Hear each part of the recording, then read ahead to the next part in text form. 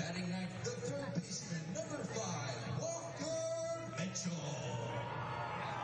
On the mound for the Chanticleers, right-handed pitcher, number 25, Colin McKay. The Chanticleers are coached by Kevin Strong.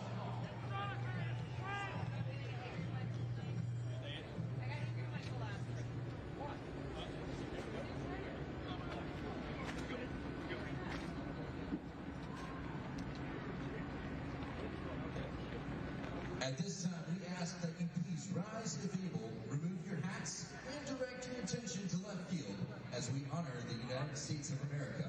Please join us in singing the national anthem.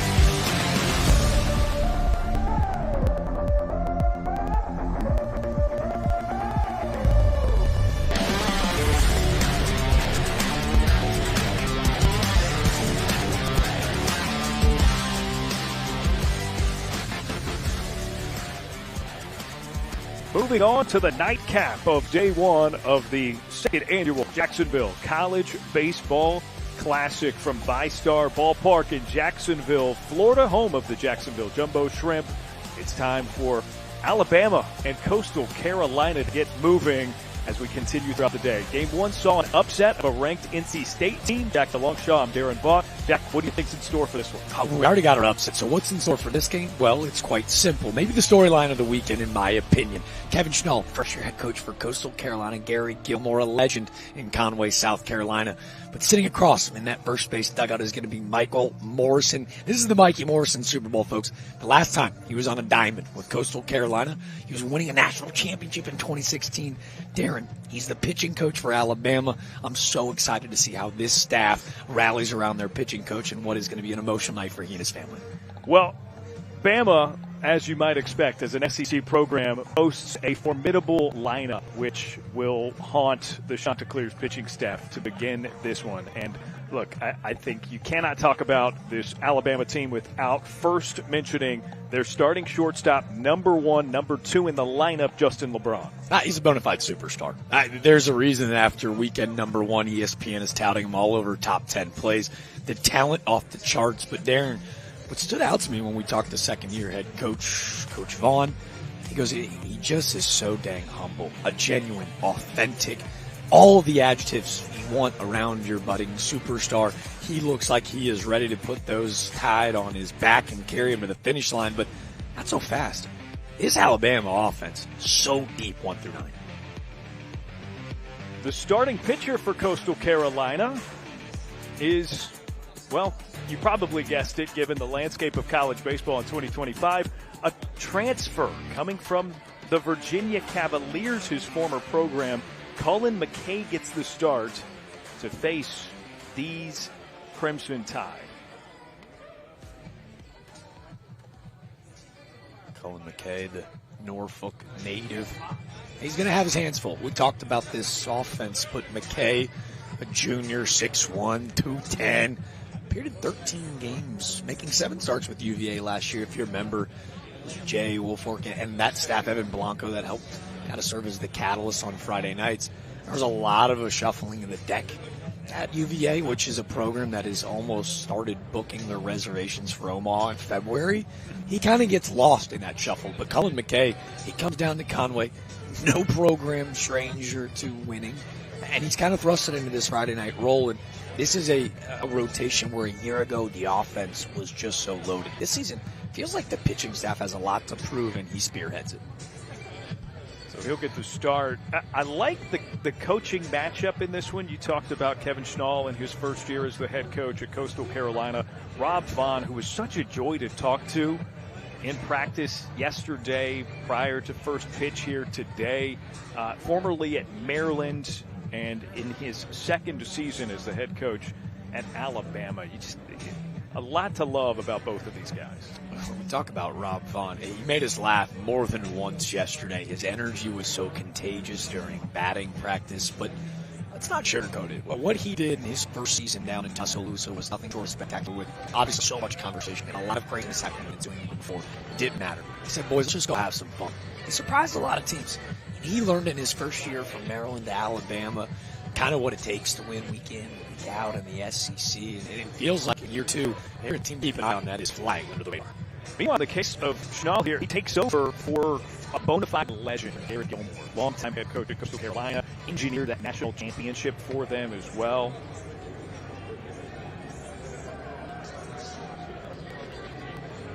On that staff, as you mentioned, again, first year head coach. He was kind of the go associate at that point, coaching, waiting, understanding that Garrett Gilmore was a Chanticleer. He wore that uniform, right? It was important when, if you haven't been to Conway, South Carolina, and they believe Teal. Teal Nation is one of the more devout fan bases in the entire country, whether it's my guy Chicken Bob from their tailgates before their games, or Quiggs, who has become a Chanticleer super fan. I mean, the pride for this program is so pure that hiring a guy within that understands what it means to wear this uniform was so important. And there's so many guys that are littered throughout the program that were a part of that 16 national championship team, which feels so important, not to relive the glory days, but more so respect them. Yeah, Schnall was named the eventual head coach when Gilmore announced his retirement at the beginning of last season. So it's a role he has known he was going to assume. He had a season to, as best as you can, prepare for that. And the Chanticleers take the field. We are just about ready to get underway with our second of 2 games at the Jacks Classic this evening. Well, that first game had pretty much everything for you, huh? A couple big homers, a 3-run and a 2-run shot. We had some shenanigans with some broken metal bats, and I think game 2, when you think about the pedigree of these programs, right? Coastal Carolina, been there, done there, won that, but Alabama, and led by some star power. Our players to watch, presented by Alabama Online. Zane Adams, who gets the start on the bump, so we won't see him just yet, not until the bottom of the first inning. We talked about Justin LeBron, a sensational player at shortstop for them, and then Bryce Fowler, which has become a familiar name in SEC college baseball circles.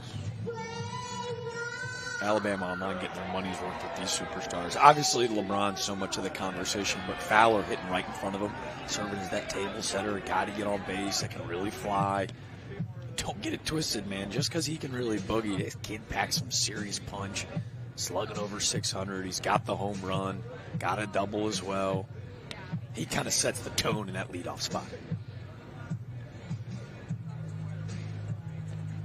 On the opposite side, players to watch for Coastal Carolina. We mentioned Cullen McKay, the starting pitcher, Walker Mitchell, and Colby Thorndike as well. Although there are a couple of All-American caliber guys in this lineup joining those two, in Caden Bodine, their catcher, Blake Barthol at second base. I kind of like it, though. We all know Barthol and Brooks, and Caden Bodine, an All-American Team USA guy. Let's go to the 7 and 9 hole today because that's really probably where this game's going to be won. So much of that scouting report going to be heavily invested in the top of the lineup. But Colby Thorndike started all 5 games, hitting 500. He's got 5 ribbies. He's just found a way to get on base pretty much every other at-bat with an OBP at 500 clip. Walker Mitchell as well, hitting 571. A measly 4 for 7 on the season, making his 4th start tonight. Looking for some productivity at the bottom line. Bryce Fowler into the left-handed batter's box. Colin McKay toes the rubber. And we're underway as he delivers a first pitch strike. Alabama 5-0 on the season. Coastal Carolina 4-1.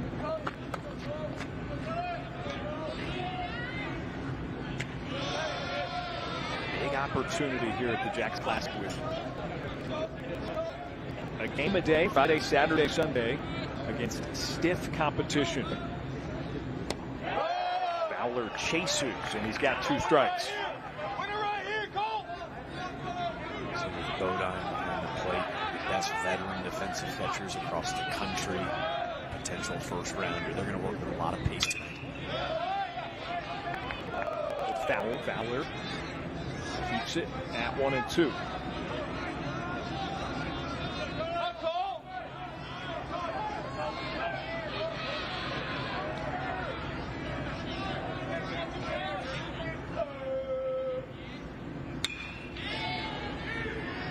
Bouncer and Fowler. I'll say this to Derek. Obviously, from a journalistic call beat, I did the numbers. I think the fans should be aware. This might be one of the best unique matchups across the country. Huge fan of the Coastal Teal. Bama, such an iconic logo. I'm all in on this unique matchup tonight. I'm with you. I think it's a sneaky unique. Now, one that jumps off out of the paper, that's why we do our homework. Fowler blitzes one to the right to lead things off with a base hit for Alabama. Ooh, fired up for the boys. I think everybody was expecting maybe a little bit of warmer weather atmosphere. And it took no time to heat up the bats, though. Great piece hit. Puts a man on for Justin LeBron. Bronny, as he likes to be called. I bet. I also noticed, you see the protective gear on his front foot? I don't know if that's the same piece of equipment he was wearing during batting practice yesterday.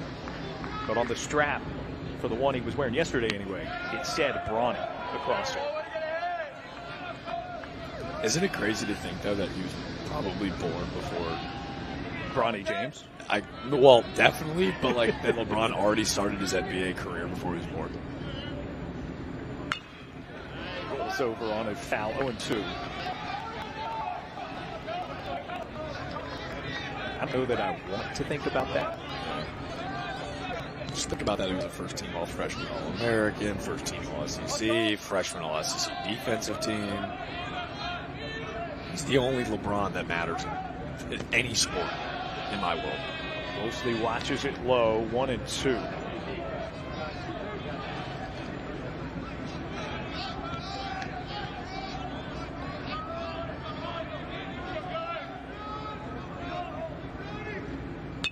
Contacted. Cap remains.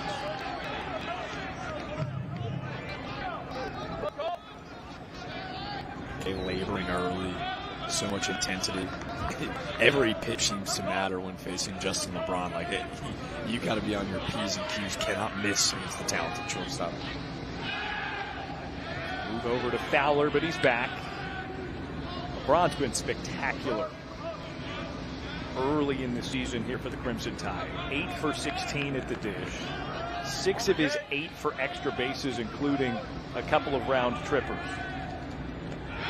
Again watches it in the dirt. Bodine lost it briefly. Runner stays put. It's 2-2. Great pitch from McKay. Love that big sweeper. More action. Better take for LeBron.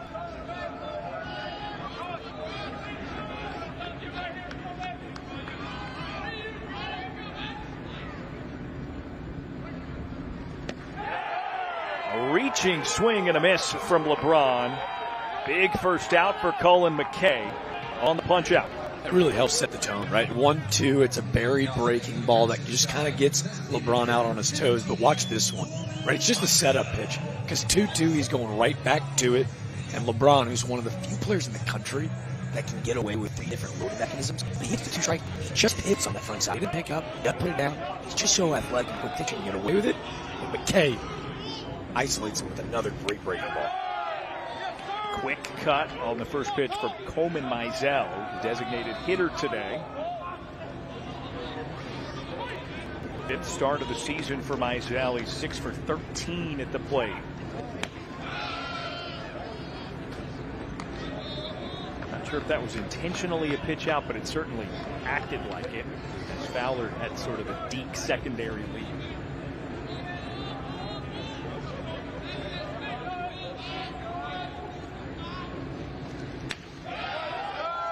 Cross for a taken strike 2. They don't necessarily have to pitch out with how quick that pop time is from Bodine behind the plate, but it doesn't hurt, right, when you got a guy like Fowler who's 3 for 3 on stolen base attempts this year.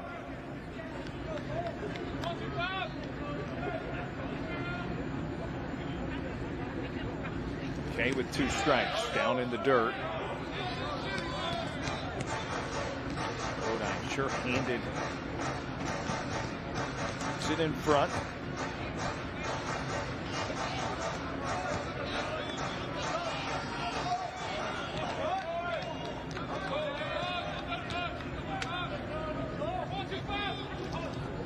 Okay, a 2-2. We'll wait. Off move, but Fowler's back. Fowler stole 24 bases at his junior college season ago. Kid that started his career at Southern Miss. It's funny to see how, in the old man game that is college baseball now, he bought his time. Now he's that dude for the Tide. Fowler takes off well before a pitch is thrown. He is safe at second, but a check swing is ruled a strike, which is 3 against Mizell. What a jump from Fowler is the understatement of the century. I mean, he takes off before he even delivers this baseball. I know Mizell is upset with the call, but based on the second look, it looks like he clearly breaks that plane. And being so bang, a big punch out from McKay. 2 away, runner at second base. Here is Jason Torres, formerly of the Miami Hurricanes.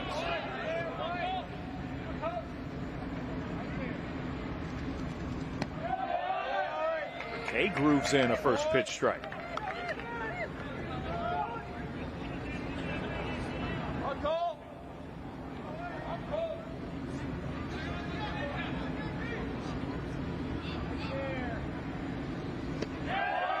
Out in front, swing and a miss 0-2.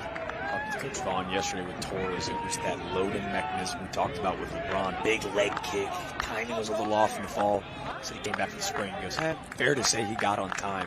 Monster start to the season. It's been off balance with 2 really quick off-speed breaking balls from McKay. Challenge from the fastball up, but you'll see, I love how he lives and dies by that big leg kick, right? Like, I'm not going to adjust to it, just get it to 2 strikes. Like, he sticks back to the root of his training. McKay off again, and it's 2-2. Colin McKay, second start of the season in his first last weekend. He went 2 1/3, gave up 1 run. It was earned on a couple of hits, but he walked 4. Even though he struck out 7. 2-2. Torres takes, and it's strike 3. Colin McKay gives up a leadoff single, but strikes out the side to put up a 0 in the top of the first. The Shots head to the plate when we return.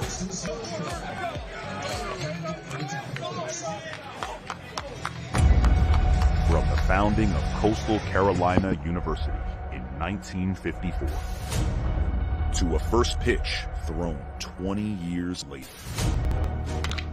Coastal baseball was always destined for greatness. In 2016, history was made. Our lives changed forever. And with each season, greatness has persisted. All leading up to this moment, right now.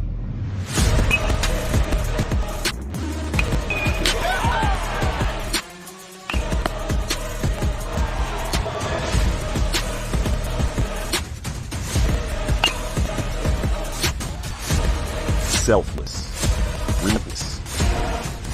This is Coastal Baseball.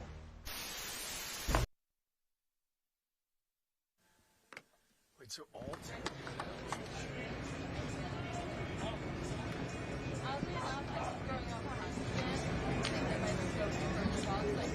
The Jacks College Baseball Classic is presented by Peak Events, home of the best outside of Omaha. Follow at Peak DOT Events on social media to keep up with the best in early season college baseball.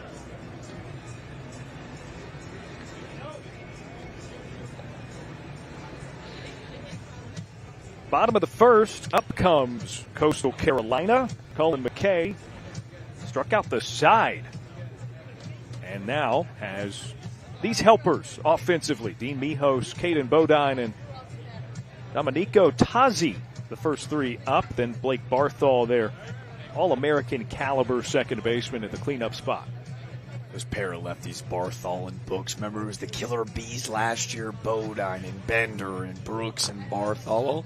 They returned 3 of those Bees, and they had in Ty Barango at the bottom of the lineup, but it's a lethal 7 and 12 right there at 4-5 in the lineup. Those two hitters played each other for such a long time, and they look to take on a bigger role here this year in 25 season.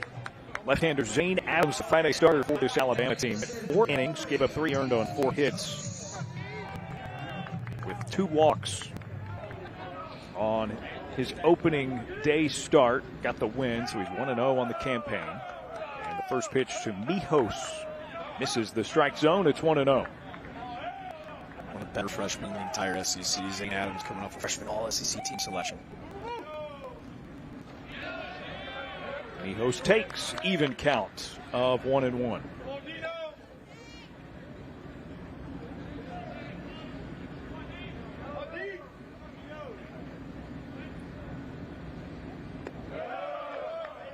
Close take, 2 balls, 1 strike for Dean Mijos, who is 5 of 13 at the plate this season, a team high 7 runs scored.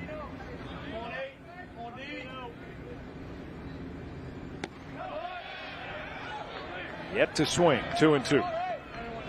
Mitchell down at third was playing about 3 steps in, and now moved back.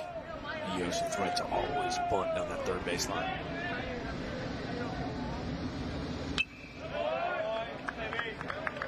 Away keeps it at 2-2.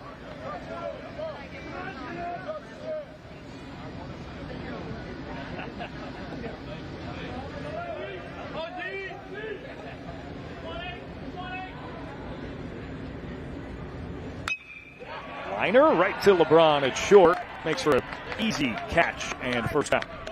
Allowed first out. The Bama fans from a year ago came to expect Zane Adams just constantly be filling up the zone. He used their midweek starter from the jump. Porter, Texas, was just a freshman a year ago. But once Hayden Banks got injured, he slid right into that weekend role. Struck at 47 guys a year ago, only 27 walks. Every time he toes the run, the defense is ready for the ball to be hit their way. First pitch misses the strike zone to Caden Bodine, the switch hitter. Settles in the right-handed batter's box as he faces the lefty.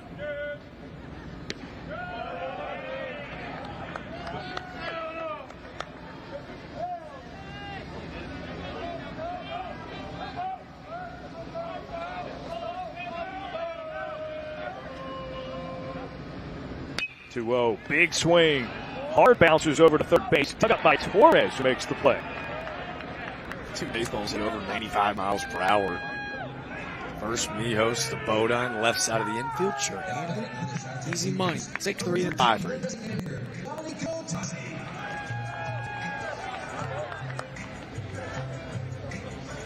Two outs nonetheless for the Alabama defense. And Domenico Tazi is the designated hitter. Up with 2 outs and nobody on. Full-bodied cut to make it 0-1. That wind howling in from left. A little bit different than the Palace in Conway, where that jet stream seemed to always be flying. Another one. He did not leave anything to be desired from that swing. Dribbler into Torres, who can't get the throw there in time. Tazi runs it out.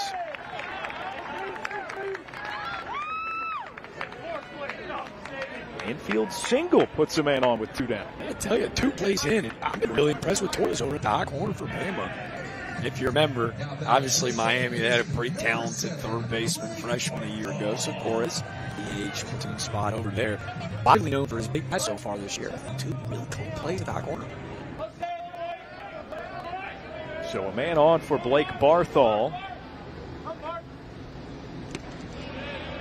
And a first pitch fastball in there to make it 0-1 from Adams.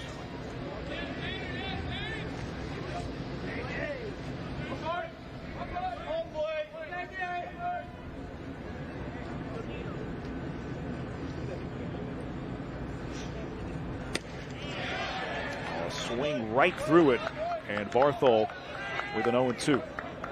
Because of that arm slot, it just feels like he seems to gas up lefties. That fastball jumps on him. Left-handed hitters quicker than the counterpart in the right-handed batter's box. 0-2 from Adams. Drops below the zone.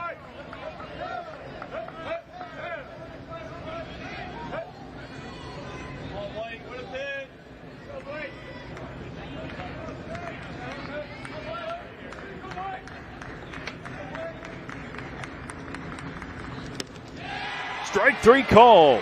Fastball caught the outer edge. Barthol left the bat on his shoulder. And Adams strands a base runner. With punch out and retires the side. On to the second inning we go.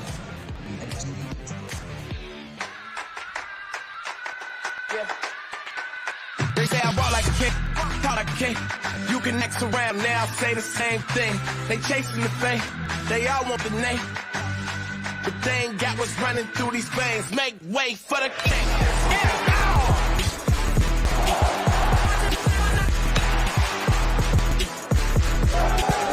Look at me now, you can't me down. So get it crazy, I walk like a king, talk like a king. You can next around now, say the same thing. Chasing the fame, they all want the name. They ain't got what's running through these veins. We're not the same, we're not the same. We're not the same, we run everything.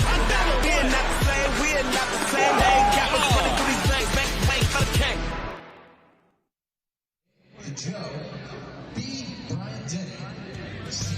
The Sandlot, or D. The Crimson Diamond.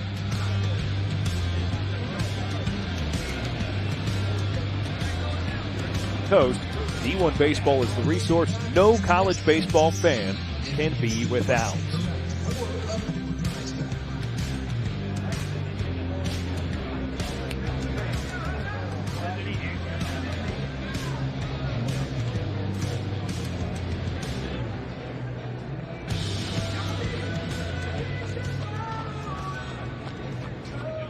Clean first frame for both defenses. Zeros as we enter the top of the second inning. 5, 6, 7 batters due up here for Alabama. Will Hodo, Brennan Norton, Grady Neal. First pitch swinging. Hodo fouls it away for an 0-1. There we might have to have a quick conversation. 2 1/3 on McKay's last outing. All 7 outs recorded, strikeouts. Top half of the inning, all 3 outs recorded tonight, strikeouts. That's every out he's recorded this season. That feels pretty dominant. Yeah. All 10? 10 for 10 to start the year? We can get a research team on that one. How many consecutive outs were recorded on strikes for a starting pitcher or for any pitcher? Now, how far did they get into their season? Now, you're a broadcasting mentor of mine. It's an honor to work with you this week. Did I just hit him with the broadcaster jinx? But 10 for 10 felt like noting. Yeah, no, I think that. Good? Yeah, you're fine. All right, you're fine. That's a rather obscure thing to jinx. You know what I mean? Yeah. I would love. There's got to be some analytic guys that can tell us what the longest streak of the season to start was. 10 feels significant, right?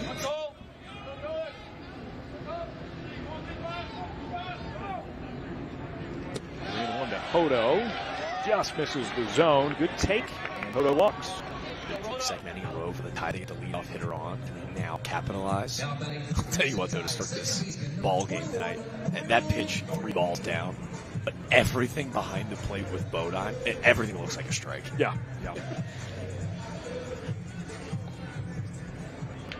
Brennan Norton is up next for Alabama. He's their second baseman tonight.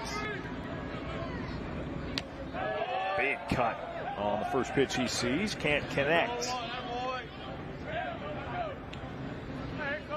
Fourth start of the season for Norton. 7 of 15 at the dish.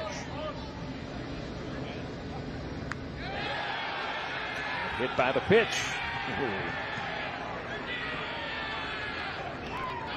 A word to exchange, but 90 plus right there in the shoulder. I don't care how tough you are. And Coach Vaughn told us this is one of the toughest he's got. Oh no, that's right up numbers. That's right up the middle of the spine. Yeah, that's not fun. That's the kind of HBP that if you got a guy up at the plate who is, you know, pugnacious by nature, up for a scrap at all times. Sometimes, look, man, emotion can take over pretty quickly. He might not mean to get aggressive, but he's a mid-major guy transferring in from Jacksonville State, playing with that chip on his shoulder anyways. Yeah, let's go. What's rumble? Brady Neal squares to bunt, pulls it away. It's a called strike. You mentioned Jacksonville State for Norton. Brady Neal, formerly at LSU. It's interesting the dynamics you find from team to team in college baseball. And how that recruiting pool works when guys enter the portal. And so much of it connection and network based. It can be overwhelming to recruiting coordinators to see how many great players enter the portal. He was done a great job of finding their type of player.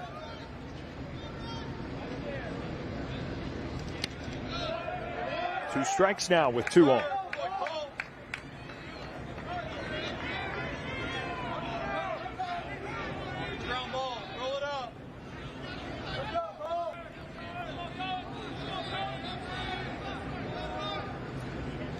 McKay gets a swing and a miss. The streak continues. Another strikeout. His 4th of the night. And friends at home, this is a Bugs Bunny 12-6 breaking ball. It is the first one he's thrown today. Everything's been that sharp 8-4 action slider. But watch this depth. Ball off a table that's just silly. I may have been wrong. I don't know if he throws a splitter. I know he's got the circle change that you can see right there. If you're telling me that's how much his circle change drops off, that's going to be the best changeup in the country this season. To me, that's going to be that 12-6 that he nicks in often just to change the eye level. He gets Brady Neal to go fishing.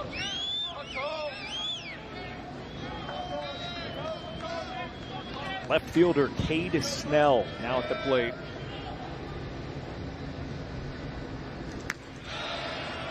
With a 2-0 count.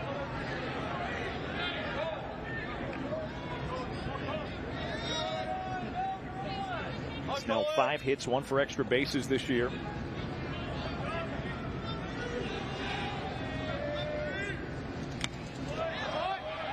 Cuts, and he just got a piece of it, so fouled back. Runners remain at first and second. How about that for a 2-0 swing? These Alabama guys, they've not just done it on 2-0 counts either. Every swing has been a 2-0 swing. That's back into the net, 2-2. Another big swing, too. Fastball gets in on the hands. You think their green light signals just, hey, roll tide, let it rip here, roll tide. I'd like to believe so.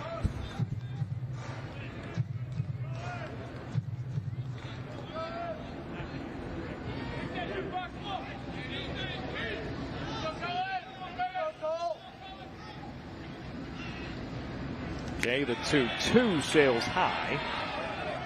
And now it's a full count. McKay very methodical. He waited a bit before delivering that one. I think it's intentional. Every pitch he throws with intensity, intention.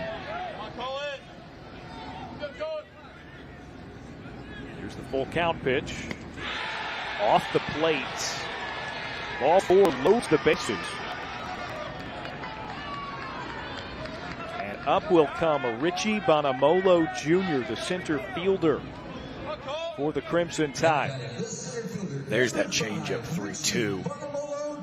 Fastball he misses high, 2-2. Sets it up, trying to get him to chase and changeup blowing away. Loses on the streak, it continues, but a little bit of damage. Try to escape. You're in the top of the second already. Walk, a hit batter, a strikeout, and another walk. And here we are. Bonamolo takes the first pitch for strike one.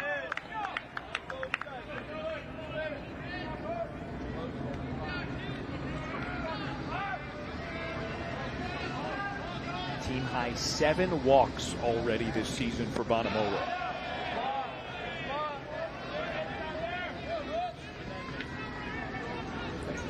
Second leadoff doing a great job of that 565 OBP.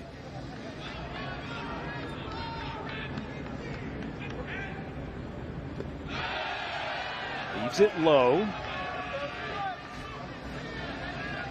Bases loaded off in the Caden Bodine, one of the best in the business, man. If you're a coach around the country trying to teach a kid how to glove it behind the plate, I'll take him over anybody in baseball right now, man. Not only to block him, keep him in the vicinity, no fear, trust the pitching staff, they'll throw whatever they want, he's going to keep it in front. Now 2-1. Upstairs.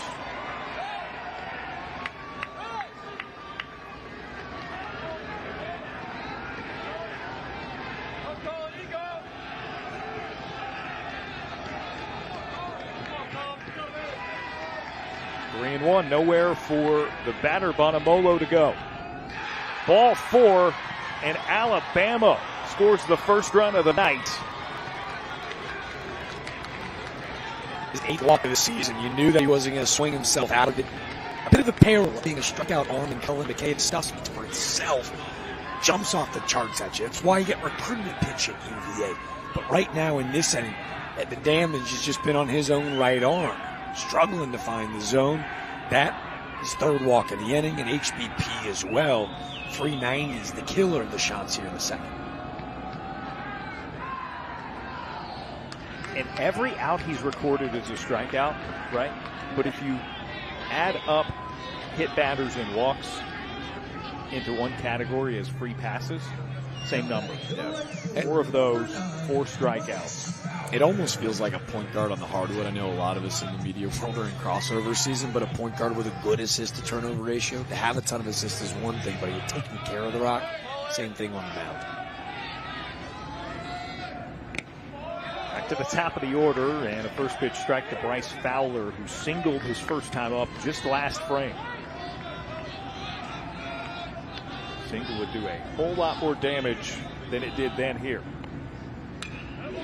It back, 0-2. Much better fastballs. He just looks so much more under control after that last mound visit. And interesting to see head coach Kevin Schnall going out and doing the conversation here early. Just, hey, lock it in for me. Getting a little too big. Bright lights here at the Jacks Classic.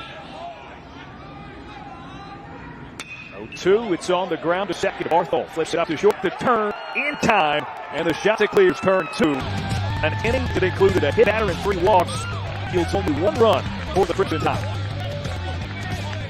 Hi, I'm Bob, or Breakfast on a Bun. I answer to both. My brother, Bob Ranchero. Hey, he's always been the wild one. Howdy. We're actually twins. Same signature sausage, fresh egg, and melty cheese. But if the contest sauce and pickled jalapenos, it changes you. We're so close. He does call me regular Bob, though, which is a little hurtful.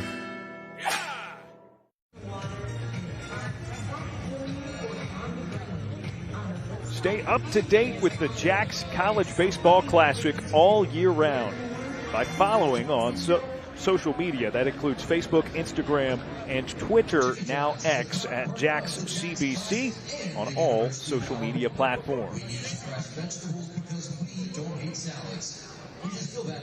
1-0 in favor of the Alabama Crimson Tide in this nightcap of day one's Jacks College Baseball Classic action. To the bottom of the second we go, in Coastal Carolina with its 5th, 6th, and 7th batters due up in this frame. Jack DeLongchamp here with you on D1 Baseball. We're glad you're here. Whether you just joined us or have been here for both games today, doesn't matter to us. We got 4 more after this one, 2 tomorrow, 2 Sunday. We'd love to have you then as well. Here's the deal. It's college baseball season. I know that you guys at home all have 4 TVs out. We appreciate you for allowing me to grace us with one of those several screens. If you dare, bump up that volume and hang out with us, because Man, today, the upset, Justin Hare, the first win of the Ohio State era. Now game 2, man. They see Coach Vaughn, his second season, Coach Hall's first. It's been awesome to hang out with some of the best coaches in the business. Jake Books, the left-handed batter, begins things for Coastal Carolina as Zane Adams hums in a strike.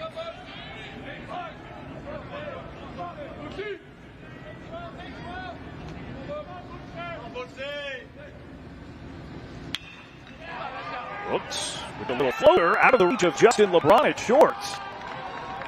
And it's a leadoff single. Isn't that funny, Jack? The first 2 batters of the night for Coastal Carolina, scorched balls, both outs, and that little bloop is what gets them a hit to lead things off in the second. Outwardly, Mijos and Bodine are going, hey, super excited for you. That's awesome. Inwardly, they're going, baseball sometimes is just not very nice. Lagan Pato, the next batter up for Coastal Carolina, sophomore.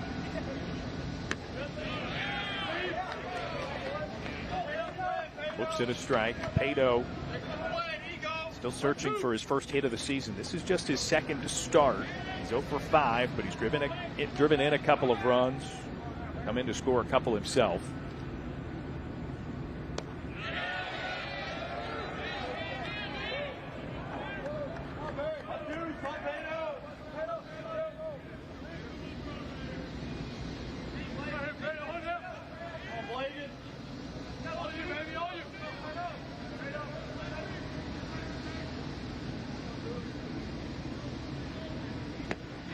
Swing and a miss, 3 pitches, and Pato is fanned.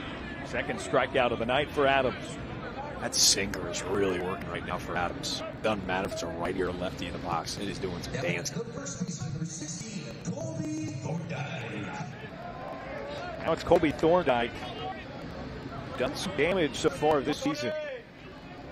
Even 500, 9 for 18 at the plate. 3 doubles, he's driven in 5 runs.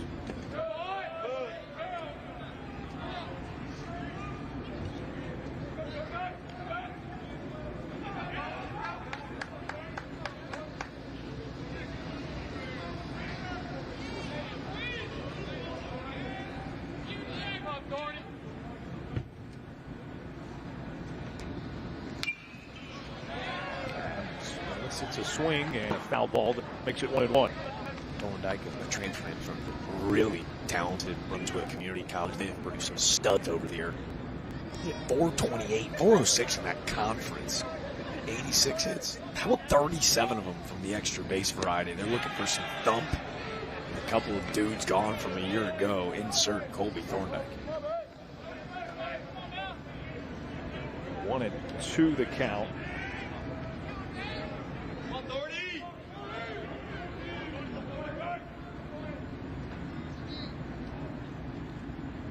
Adams a move over to first, and Books comes back.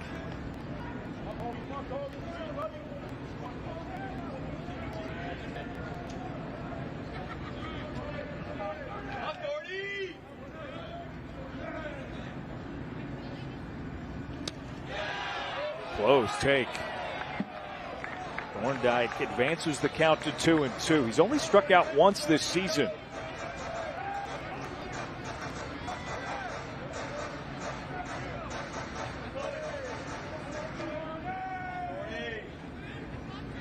Adams the 2-2. Low and in. Big sinker again, right off the back foot. I don't know how these guys take some of these pitches. I mean, I'm upstairs taking like accurate takes, like, because I had a felt for that. Sinker's falling off a table right now, especially lefty-lefty. Full count. Adams first. Will go back over to first.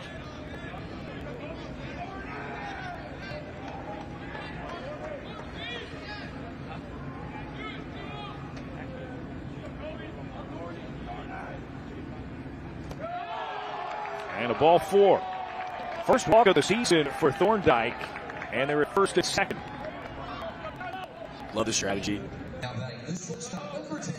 Send Books in motion, 3-2, only 1 out. Kind of put a little pressure on the defense. Nice approach. Colby Thorndike not getting too big. We told you, 9 for his first 18 this season. Down a run, probably looking to take a big swing. Takes his walk, pass 1 time. Ty Barengo getting the start at shortstop. His third of the season. As he watches to a 1-0 count. Walker Mitchell in behind him, third baseman, a 9-hole hitter. Waits in the on-deck circle.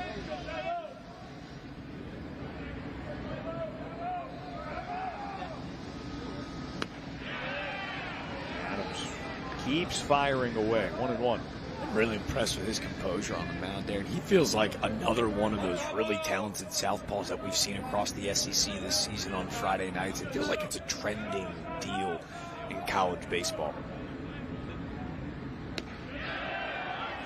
Can strike two. From Vanderbilt, Florida, Arkansas. Heck, I think Mississippi State and Ole Miss all starting lefties on Friday night. Some of the premier arms in our game, all southpaws. Bounces away and into the Bama dugout. So out of play, they're going to give the one base to each runner. So they're at second and third. Looks like that baseball catches the corner of the plate. Brady Neal, the LSU transfer. It's usually so reliable. I think that ball just took a squirrely bounce. Now the shots cooking. Two in scoring position, 2-2. Bounce, right side of the infield. Norton tosses to first for the second out, but a run scores to tie it at 1. Baseball stuff. Barengo just a 6th at bat of the season, just trying to adopt the ball on the ground, the backside. Adams already with 2 punch-outs tonight. Great strikeout pitcher. Instead, Barengo ties this ball game up.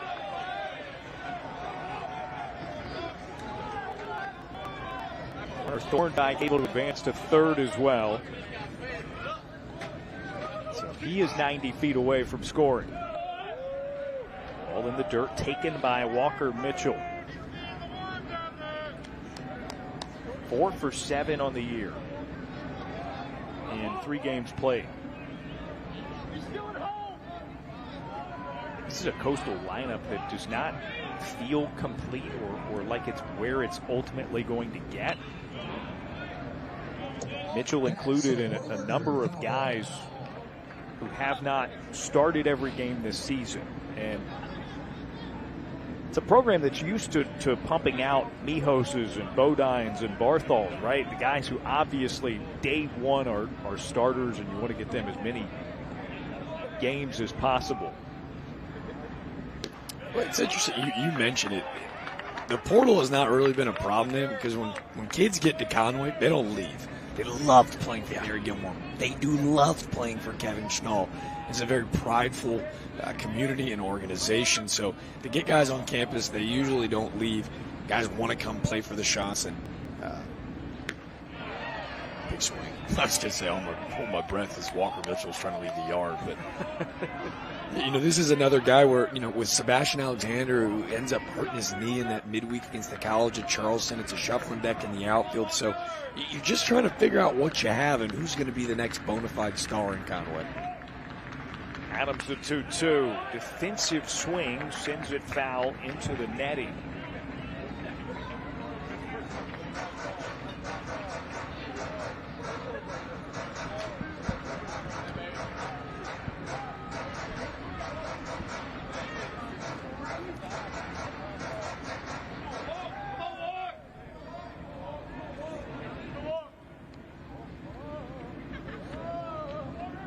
Adams again.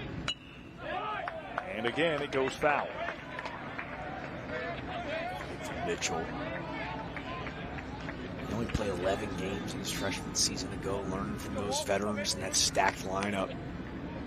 It's been a big 2-out hitting, man. It's usually the difference in a game. I know it's early and there's a lot of baseball left to be played, but big moment. 2-2 pitch, take 3. Liner, foul. He wanted to.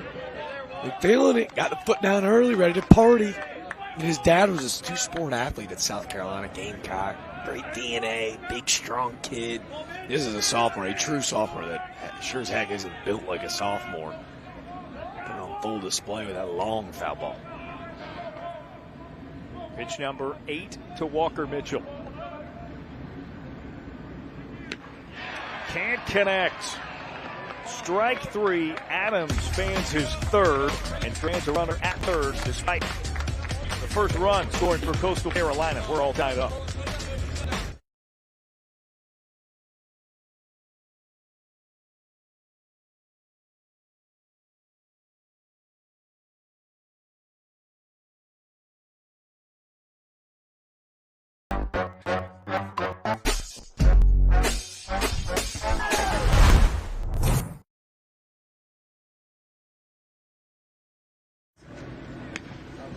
The Joe. Let's see if he's correct. Tie game and a run apiece here in Jacksonville. Our second game of the day, second of the tournament, the second annual 2025 Jacksonville College Baseball Classic. I guess slash the year. I'm saying second annual. It's not 2025 ever. You know me well enough to know I'm going to nitpick everything. You say everything. Nobody would have noticed it. I did. But I did notice this, man. Hit me with one. Duval! We're sharing a parking lot with the Jacksonville Jaguars. I can't believe that's the first time I've said that today. Beautiful sight and sounds here in Jacksonville. You did it, I think, 10 times better than that team out there's new head coach at the opening press conference. Low bar, but I'll take it. There you go. There you go. Breezy, cold night by Jacksonville Sanders especially. Matches 1-1. Alabama and Coastal Carolina entering the top of third inning. Brawny Justin LeBron leads off for the Crimson Tide. 2-3-4 in the order. Cullen McKay back out there as the starting pitcher. First outs he has recorded that were not strikeouts. 4-6-3 double play that retired the side his last time on the bump. The streak officially over. Bases loaded game and nobody out. I think he'll be okay with it ending with a 6-4-3 double play. Well, I was going to say he gave free passes, a walk or a hit batter, to 4 of the first 5 he faced in the last frame and only gave up 1. The double play obviously bailed him out in a big way. You mentioned the hit by pitches and the walks as well. And that 1-to-1 strikeout to free 90 ratio is an interesting piece where, as a hitter, you get in the box, you're like, hey, he's effectively wild, a lot of coaches will say. So there is that fear factor because the stuff obviously is wipe out. It's a tough guy to do a scouting report. Now it's 3-0 to Justin LeBron. 4 pitches and a leadoff walk.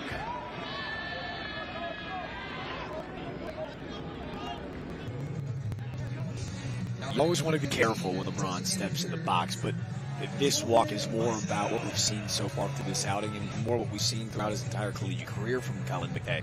The stuff is wipe out. He is not scared of anybody that stands in the batter's box, but it's about kind of reeling in that nasty stuff.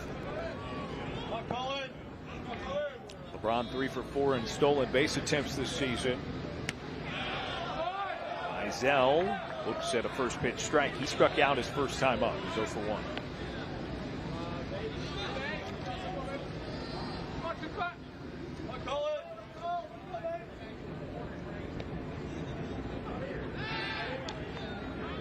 Lead for LeBron, but left himself enough room to get back.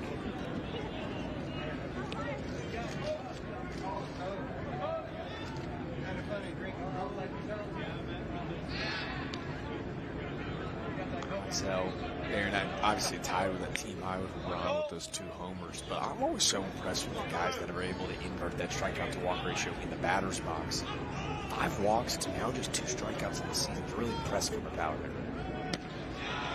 Scoots out of the way. McKay's pitch makes it 1-1.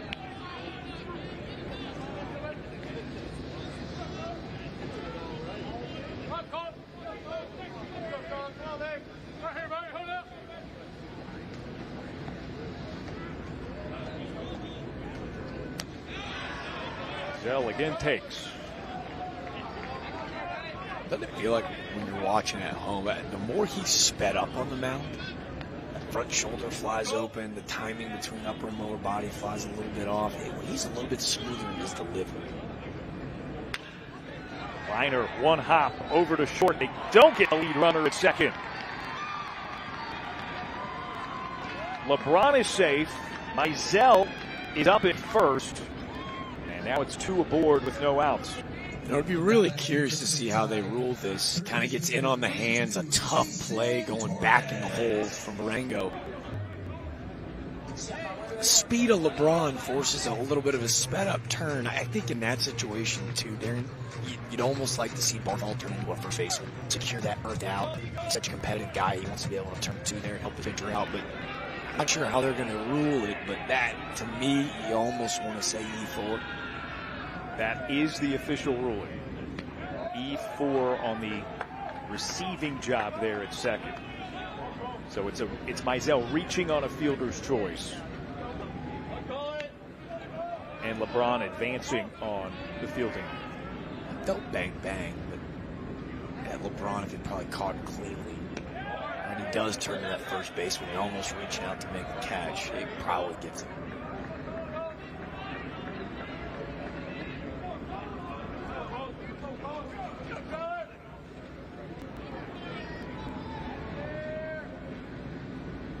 One to Jason Torres. Cut. There was the signal. Foul ball. This kid's MLB metrics. When you look at the spin rate, the depth, his stuff is really astounding. He's got 2 strikes on Torres. Big cut on the pitch inside. Strike 3. No throw required, but the runners move to second and third. And that's the first out, the 5th strikeout for Colin McKay. Look at the depth. This is filthy. It's almost cricket with that arm action. You can count on one hand how many pass balls we're going to see get by Caden Bodine this season. That one of them. And again, if you're Jason Torres and you're at home, what are you swinging at? You're like, that pitch knocked above his belt.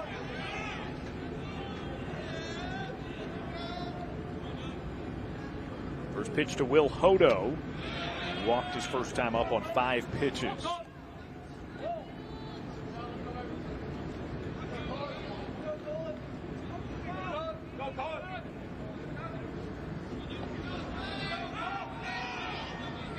Two in scoring position after the advancement of both runners.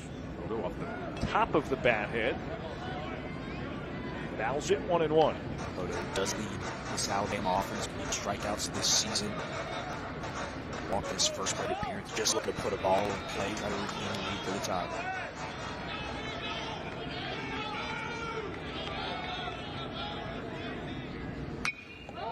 Blasted up into the air and finds its way outside the park.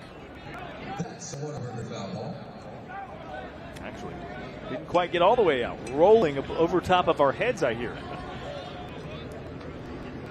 One of the best strikeout pitchers in America right now, and Will Hodo, defense playing back, corners deep.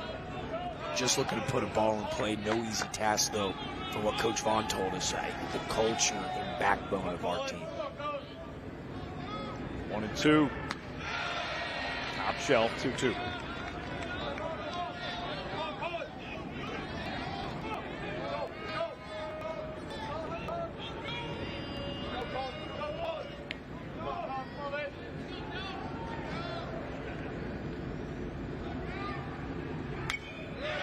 Back.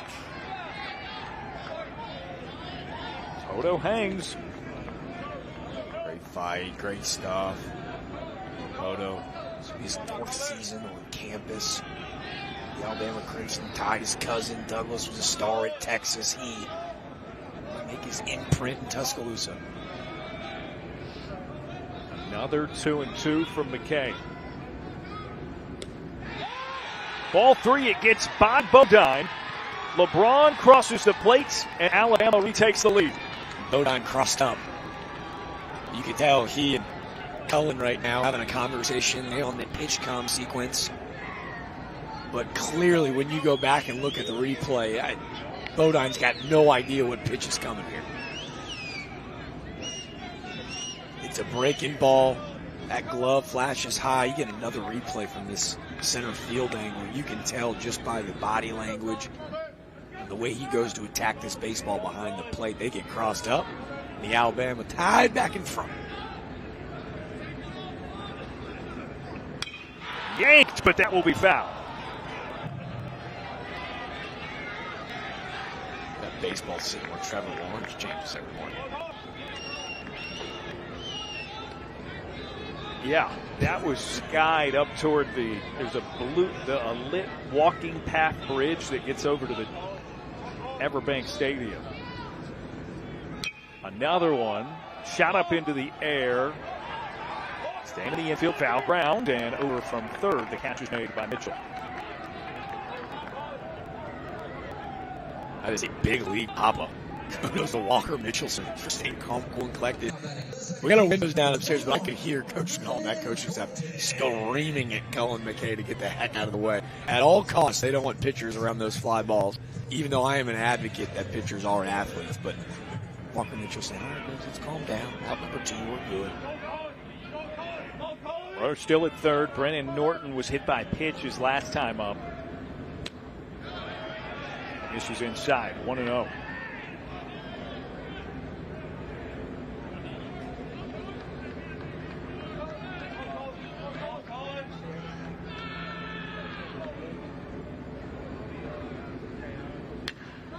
Another one popped up. Again in foul ground. This time, first base side, Bodine down to his knees and reels it in. Nifty play outside the bounds of play to retire the side, but a run scores again because of a leadoff walk for Alabama. They take a 2-1 lead. Another look at Bodine using the glove to Coastal advantage.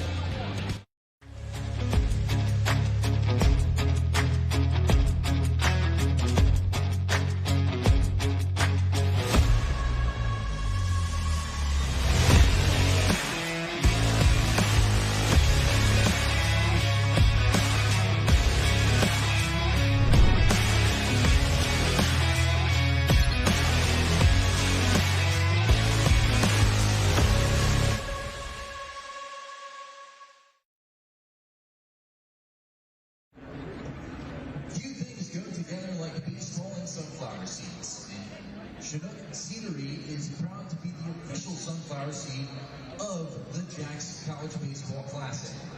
Chinook Seedery creates incredibly delicious flavors. The Jax College Baseball Classic is a proud supporter of the Cystic Fibrosis Foundation.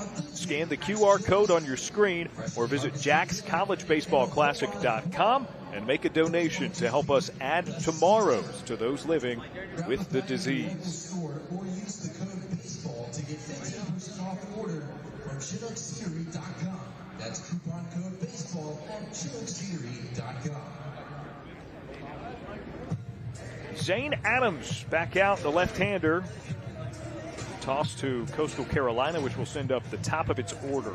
Through one time through the order. Adams with 3 strikeouts. He's surrendered a run. That was back in the second inning just moments ago. A leadoff single, a walk, and then Ty Barengo's RBI ground out. Tied it up for Coastal prior to Bama getting another run on the passed ball. All kind of self-inflicted wounds the last few innings from Cullen McKay. I'm sure they're trying to get on the same page between he and Bodine. So rare for that miscommunication, especially with the new technology. And Bodine so sure-handed behind the plate. They'll look to clean things up on their end, as it's been a little bit of a slow developing first third here at the Jax Classic. Mijos, Caden Bodine, the first 2 batters up. Struck the ball well their first times up. For Mijos, it was a line out to LeBron at shortstop. For Bodine, it was a short hop ground ball to Torres at third. Mijos with a good eye, 2-0.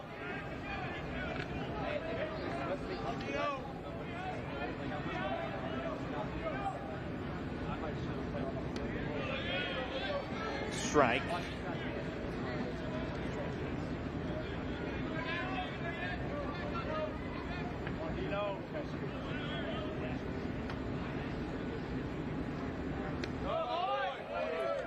Adams missed, but not by much.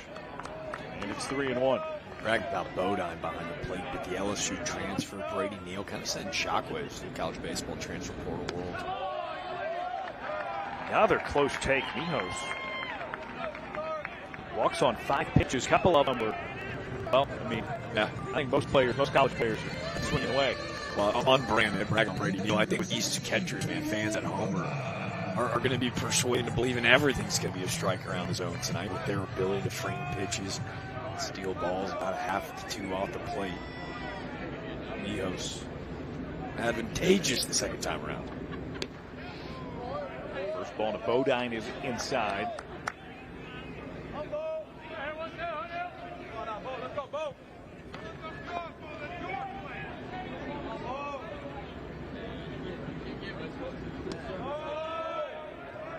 So the fastball, 2-0.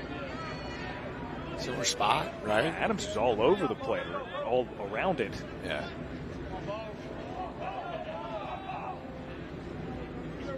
Hitters count for Bodine. Leaves it where it is. It's 3-0. Home plate umpire Adam Clark did a good job. I say been really consistent both sides of the plate, both clubhouses. And that's why Brady Neal's going to have conversations saying, hey, be consistent out there. Just got to bring it in, tighten it in a little bit. Especially, too, for these umpires, man. It's the first time getting to see a guy like St. Adams. There's a ton of onside movement on that sinker. Trying to lock him back in, go up a 0, hold on to that lead.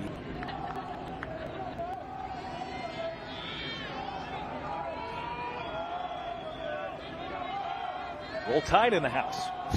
There you go. Adams the 3-0. Green light swing. Shot up into the air like a cannon. Fowler underneath. And that's the first down. Let's make something abundantly clear. Caden Bodine has earned the green light. Like, if anybody in college baseball has earned it, it's 1-7. If there's anybody in college baseball that knows the zone better than that guy, I'll dare you to have a conversation with me regarding it. With that being said, maybe a little advised with Adams in and around the zone, knowing that he's going to try to attack you with a cookie. Back shoulder drops, Bodine's eyes light up. Bama kind of walks away going, hey, all right, sweet, thank you. Situation stays the same with the out added to the board for Domenico Tazi, Infield single his first time on. Tazi's 1 for 1. Moves to first. Mijos, of course, the leadoff batter in the lineup for the Chanticleers. Just 1 for 1 in stolen bases this season. Not a team that appears to be running a lot this season. That could, of course, change. Tazi swings out of his shoes. It just hurt my back watching him pull that off, but that's a freshman, folks. That's a teenager trying to put a dent in the scoreboard here in Jacksonville. I love it.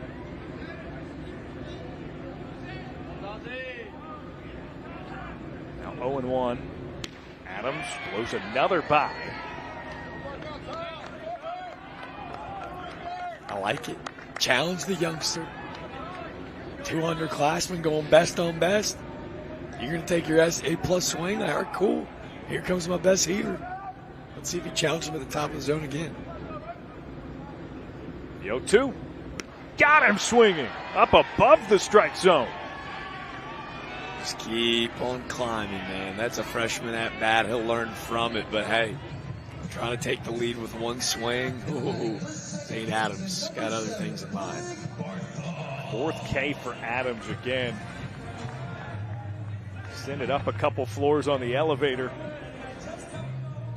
And that's 2 down. Here's Blake Barthol. 0 for 1. Backwards K his first time up on 3 pitches. Over to first. Mijos back again. On Barthol. Per 643 charts, of those returning in the college baseball world this season, Barthol the 4th highest WAR. 4.91. There goes Mijos. Barthol. Oh, this is a scary play.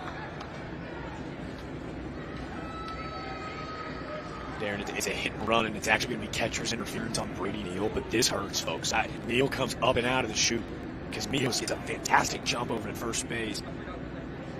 He interference, and a lot of times it's hopefully just off of the glove. I mean, this looks like it catches nothing but hand. Yep, I mean, it literally knocks the glove off of Brady Neal.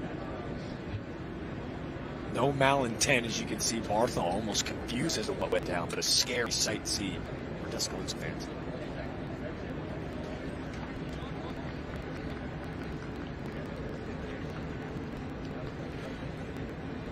Some test pitches here from Adams to make sure Neal's good to go. I think a lot of the times, too, you'd be better to account for this than me. Sometimes when something like that happens, you're in the heat of a game like this, the adrenaline takes over, and it happens, and you're almost more shocked than you are hurt. Yeah. And that's going to balloon up, though. Like that, I mean, yeah, right. I'm not saying it won't. But the adrenaline right now is rushing, where you're like, it almost scares you a little bit. Brady Neal, tough kid behind the plate. Really excited to see him stick it back out there, but I love the coaching decision. The hit and run was perfectly timed. Adams just outside of the zone to Jake Books, who's 1 for 1, singled in the second. He is responsible for the only run to cross the plate so far for Coastal.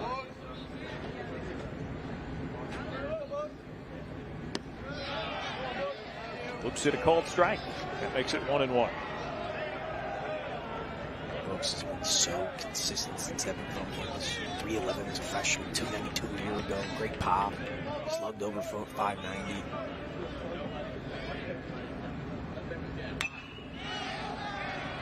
Hopped up into foul territory. Neal watches it. Ball out of play. 1 ball, 2 strikes. You notice there, Neal, in addition to losing the mask and leaving it where he was, you got to lose the earpiece. Didn't lose the earpiece. From the comm device. I think that was intentional. I think I saw him pop it out.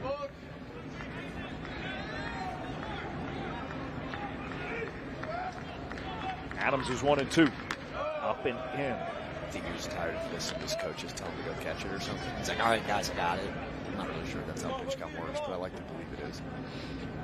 I hope coaches don't use it in that instance, right? I think more than anything, you just kind of free yourself physically. Foul ball, 2-2 still for Books. Just fundamental. It was just an observation. Fundamental differences between college baseball, pick your number of years ago, and college baseball in 2025. Game has changed. Heck, I feel like even 2 years ago. Yeah. 2-2, 2 outs, 2 on. Books looks at strike 3. Adams drops a dime into the strike zone to retire the side. Couple of strikeouts for Adams in the third, and he goes up to 0 for the Chanticleers offense. This is the concert ticket, and the t-shirt you bought, and the wristband that the bouncer put on just a little too tight. This is the ride after the concert. To this place, Whataburger, where you ate these hash browns and drank this coffee with these people, your friends, and some guy named Rodney. No matter how your night starts, it should end with breakfast. Open 24/7 with breakfast served 11 p.m. to 11 a.m.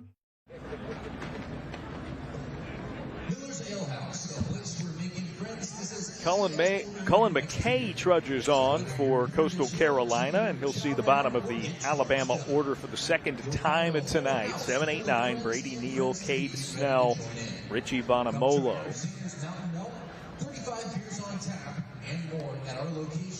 It's been very small ball so far in this game through 3 innings, right, Jack? I mean, hit batters, walks. I mean, heck, the runs have scored on a walk, a ground out, and a passed ball. That's the 3 total runs that we've seen. Yeah, we saw a lot of small ball in that first game where guys moving runners, stealing and taking extra bags. In this one, it almost just feels like 2 dominant Friday night starters working themselves into a heck of a lot of trouble and then finding a way to get themselves out. Yeah. That's a good way to put it. As great as the stuff is for Cullen McKay, we've talked about the past couple of frames, the walks have been an issue. And at the same time, Adams has been really good, but the leadoff batter in the second and third innings for Coastal Carolina reached sixth, so it's just immediate trouble. Both with 5 strikeouts tonight. I think a lot of these coaches would say, hey, let's work on getting ahead or maybe a little bit earlier in counts, but heck, it's been a lot of fun to watch from upstairs, that's for sure. 0-1 to Brady Neal, struck out swinging his first time up in the second. Seems to be moving okay with that hand, so that's a good sign. I was going to say, let's keep an eye on that left hand, that glove hand on contact. Big firm. Let's see how he's able to respond and react.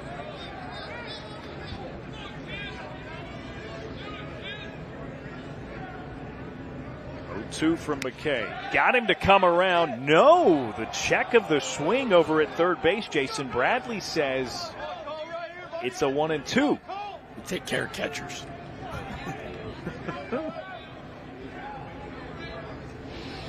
Little catcher on catcher level. I got no problem.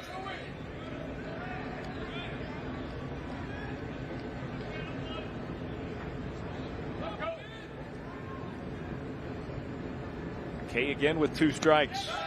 Gets him looking this time. How about punchy number 6 for Colin McKay? This breaking ball, when it's playing in the zone, this is as big league and elite as it gets. I've said the word depth like 16 times today. Well, let me say it one more. Oof. Bodine go down and get it. McKay's starting to feel a little bit of swagger. I see a little McGregor in the strut around the mound. Oh, McKay making 6 punches. 1-0 for Cade Snell. He walked his first time up.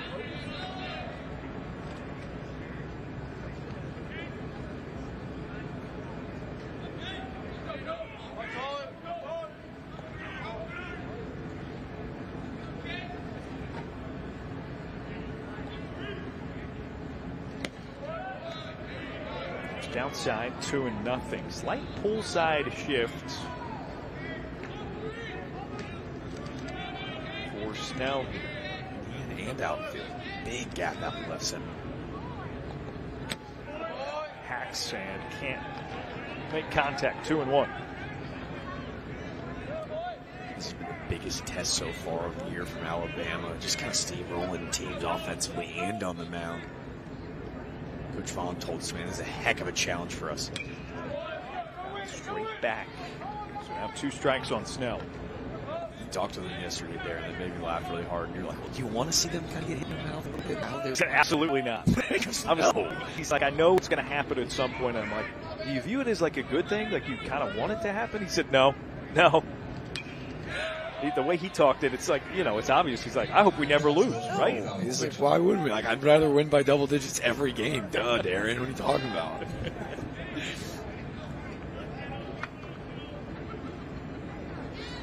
Man, what a joy. Talk about a guy that just gets it. And I know people say that and don't really have a meaning for it. Anybody's that listen at home knows exactly what we're talking about, right? Like, he was walking into a tough situation last year. He did a lot of winning at Maryland. He's going to come and dip his toe in the SEC pool, and he doesn't dip it. He just dives headfirst in, man. Massive weekends at home, back-to-back week, facing the #1 team in the country. Faced every challenge head on. And in year 2, I know I talked about it a little bit yesterday, but it felt like even those conversations, like, this feels like a team like Kentucky that's going to surprise a lot of ball clubs this year. Full count. Ripped onto the ground. Barthol vacuums it up at second. And that's the second down. Cade Snell. It took 8 pitches to get him there. Walked on a full count his first time up. So tough little out for Alabama in that bottom part of the order. 2 really quality at-bats, right? I know that you're walking away with a barrel and you're going, hey, still 0 for 1. But their coaches are going, see 6 pitches or more. Work the walk in the first at-bat. Those are team at-bats. That's going to help get into that Chanticleer bullpen earlier than expected. Richie Bonamolo watches the first offering from McKay. It's high, 1-0. You talked about it in the last game. I think this is my first team All-Darren name. I love the way that you pronounce his name. It's perfect. Majestic, really.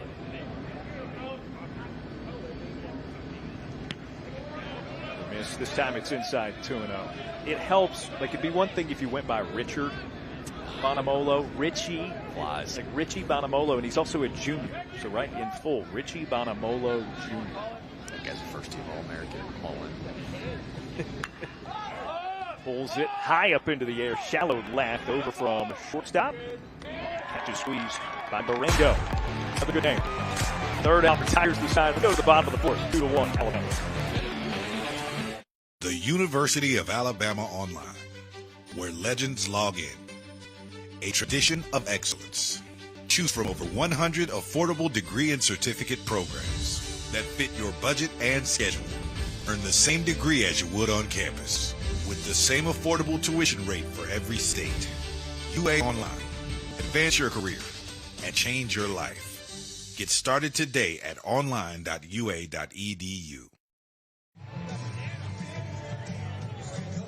The Jacks College Baseball Classic is presented by Peak Events, home of the best outside of Omaha. Follow at Peak DOT Events on social media to keep up with the best in early season college baseball. What a combination, a chicken, a shrimp, and a chanticleer. Up on the scoreboard, they're referring to this as the Jimmy Shimmy here at VyStar Ballpark. I don't quite know what's happening, but I don't hate it. I got the breakdown. Are you ready? Yeah. Jumbo shrimp. I got 2 shrimp up there. Brought to you by Jimmy John's. But this, folks, is the Banana Man. He is a legend in Conway. Football, basketball, volleyball. Well, yes, now it's baseball season. You can see him on lots of third base dugouts in the Conway, South Carolina area. I don't He got special clearance, is what you're telling me. 100%. Made his way down south, hoping to find some warmer weather. Didn't find it. But I'm all in. I'm not sure he won that dance battle, but sign me up. We have been volunteered ourselves for a couple of dance-offs, I think, since our time arriving here in Jacksonville. I don't know that the audience really needs to know about that. It makes them abundantly clear. You just read the Peak Event sponsor, the UA Baseball Board. Anything for the brand, sign me up. As long as we got some solid choreography, I'm a good listener. I'm coachable there. Sign me up. Reagan Pato watches the first pitch to make his count 1-0. Struck out swinging his last time up. Now miss high. Zane Adams with a 2-0. Into his 4th inning on the mound here.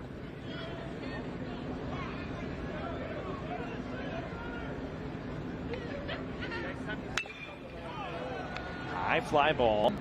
Shallow center. On a molo there. And the catcher's made. It does feel trivial. Love Adams getting ahead early, but I'm Pato. Adams kind of struggling out the gate young in the class. Love seeing him out on second base by the time that ball makes the center as well. And that's culture. That's Kevin Schnall going, hey, we play to a certain standard. I know he's upset about the way that result, obviously getting underneath that fly ball, but I love seeing him stand on second base. One away for Colby Thorndike. Looks at a strike. He drew his first walk of the season, his first time up tonight. To have the plate appearances that he has had, 1 walk, 1 strikeout. You said it his first time up. I mean, he's looking to thump. This one's on the ground, out in the outfield grass. A 1-hop throw over to first. What a play by Brandon Norton. Hodo on the other side, pick it away, vacuum cleaner. Nice little long hop, so he's able to go out, extend, make a nice play. But you talked about it. He's got to come get this off of the cuff. That's not an easy throw by any means either for Norton off that backside. Well done on both ends. Some nice defensive play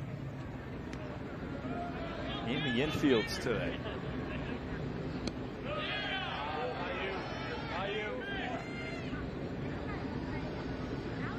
Ty Barengo drove in the only Coastal run so far on a ground ball to second. Back in the second.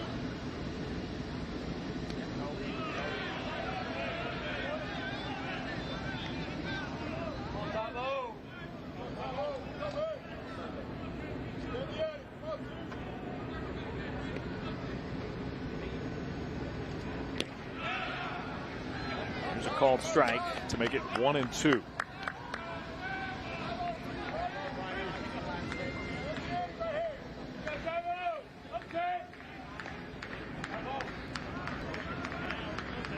Adams gets a swing and a miss. The Chanticleers go 3 up, 3 down, and St. Adams has 6 strikeouts through 4 innings of work, just a 1 run for Coastal to speak for.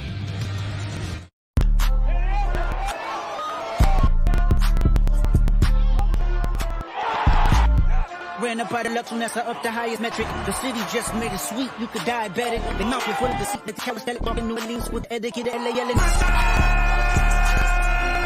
man. That's bad, but somebody gotta do it. Got my foot up on the gas, but somebody gotta do it.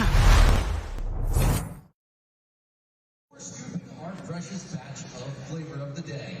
We work hard to ensure you will always leave happy at Culver's. If we can do our back with you from Jacksonville. with a wholesome, delicious meal or a heartfelt smile. Game 2, our nightcap, and all the lights shining around us Culver's off. as we sit inside VyStar Ballpark. 2-1 the count in favor of the Alabama Crimson Tide. The Chanticleers of Coastal Carolina back on the defensive. And they will see the Tide order from the top for the 3rd time this evening. Bryce Fowler, Justin LeBron, Coleman Mizell, the 3 due to face more Colin McKay here. Deep in that pitch count. See activity actually in both bullpens, but maybe to the surprise of many, Bama rocking and rolling. What will be the leash on Zane Adams is, 2 hours as expected. Got a new number out there. I was curious. I was like, wait a second. Yeah. I said it, and then you started talking about it, and I was like, okay, that's Luke Jones, the freshman right-hander. A big body, man. It looked just like the number just threw me off, huh?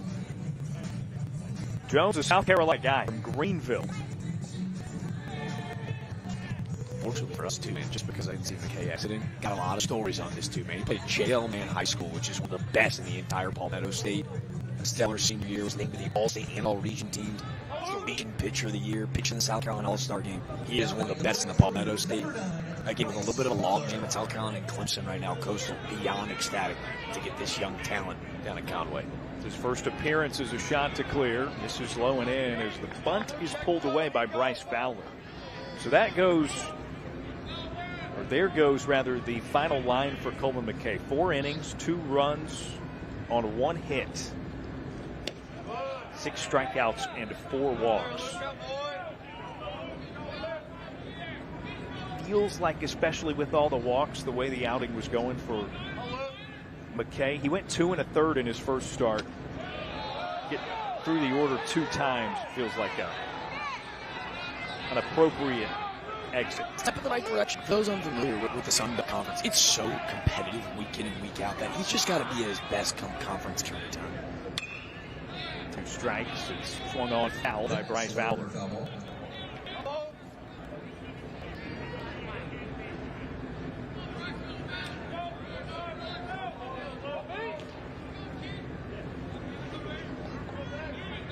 Fowler 1 for 2, single and a ground ball into a double play. Weekly touched up the middle.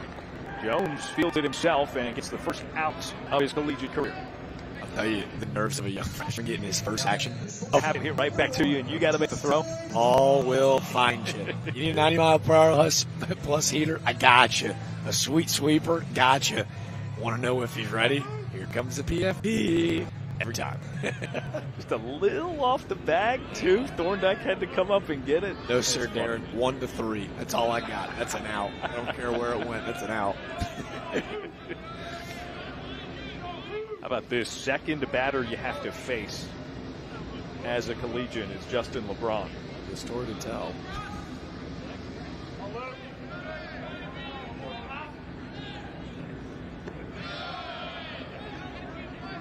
Favorable count for young Bronny.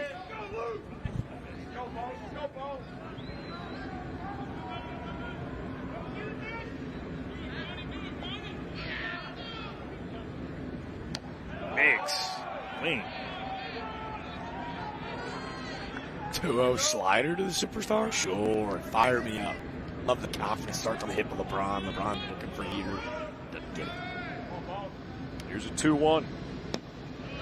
And on the hands, all 3.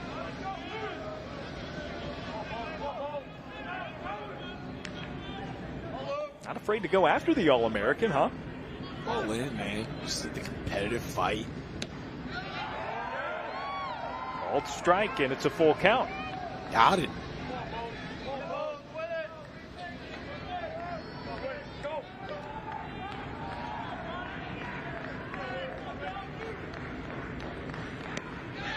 LeBron takes ball 4.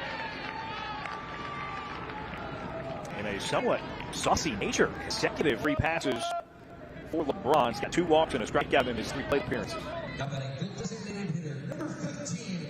Not sure if he's, I don't know, upset they're not throwing to him, but here's the deal, brother. We all saw you on ESPN last week, man. You're not getting no fastballs anymore, pal. I don't know if he was maybe like trying to get the boys going or what, but I like it, playing with some swagger. And a first pitch strike to Coleman Mizell.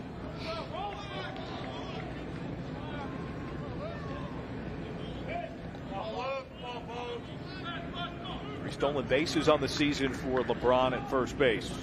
Mizell takes. Even count.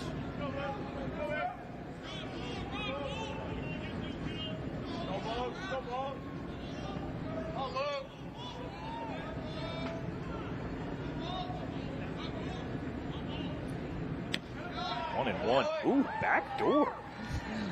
You can see where Bodine was set up. He wanted on the back hit. But there's enough break there to still fool the hitter.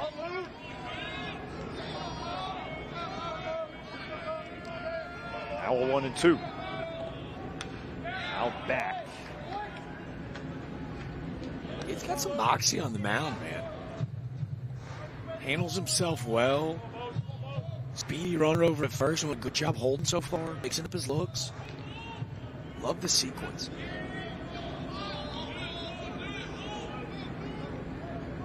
Another 1 and 2 on the way.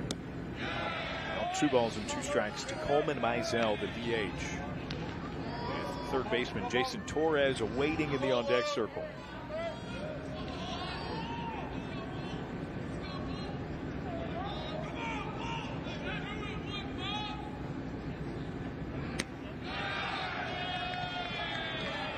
Consecutive full counts. Just try to overthrow that one. Really try to break it off. Just wants to stay within himself here from the stretch.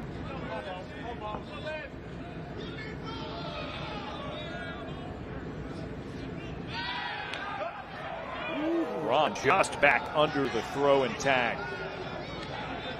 We deked him. He got him leaning, and it looked like LeBron was about to take off. I don't know if there are many around the country that are athletic enough to still get beat on a pickoff and still make it back in time, but he's one of those. Full count pitch. Mizell came around. He had tossed the bat and already started a slow walk toward first base, but the check of the swing over to third base, and Jason Bradley says, yep, head back to the dugout. Not sure if words are being exchanged, but this game, motion's starting to flare a bit. Be the judge at home. To me, upstairs, he breaks that 90-degree plane. Not sure if it's an acting job, trying to sell it to the crowd and to the umpires on hand, but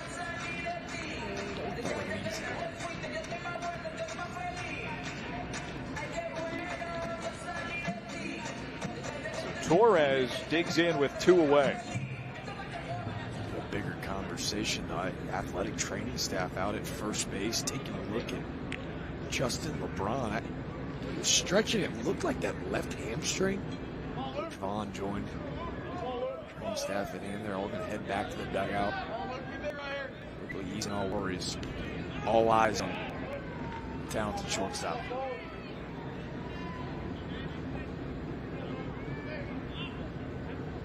First pitch to Torres.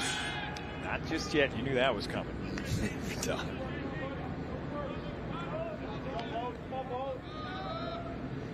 I think LeBron did too. Yeah. Smiling, laughing about it. I had that one coming.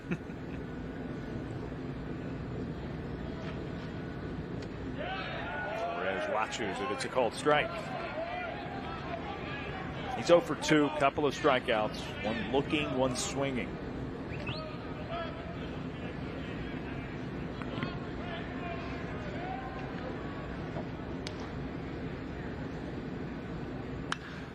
Big swing, fouls it away.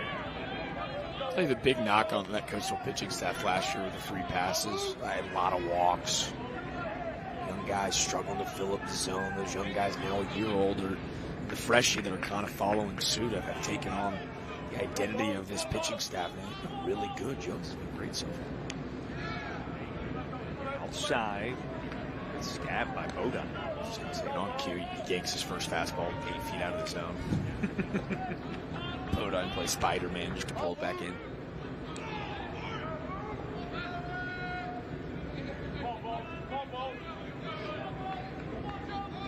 One and two with 2 away. Cue shot through the right side. Somehow Torres ends up with a single, and they're at first and second with still 2 down. This is a cue ball from Heck if you're a Coastal Carolina fan. But the effort to keep this thing in the field of play from Barthol saves Justin LeBron advancing over to third base. He's got his eyes on that third base coach, and he is wheeling his way around if Barthol doesn't keep that in the infield. So they were at first and second for Will Hodo.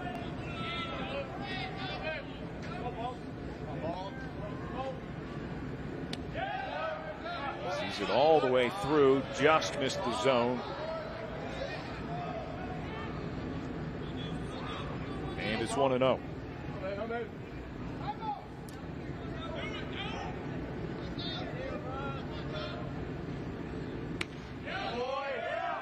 Jones finds the strike zone.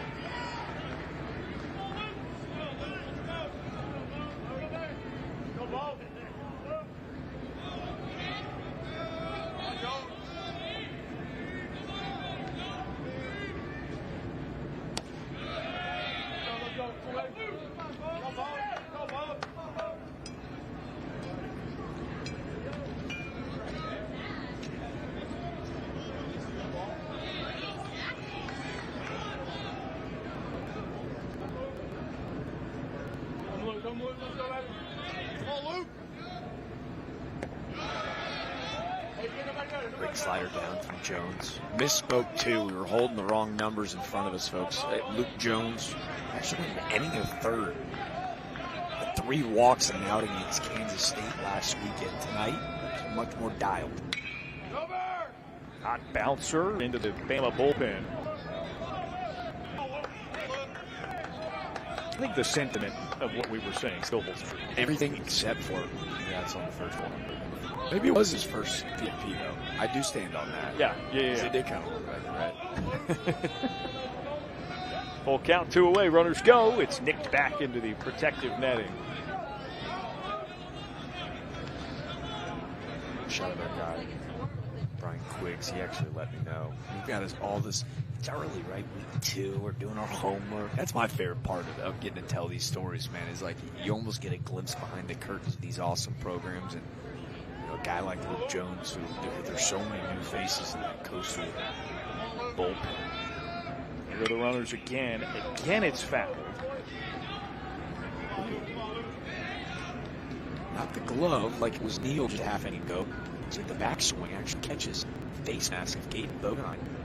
Lead umpire Adam Clark in a second. Catches breath.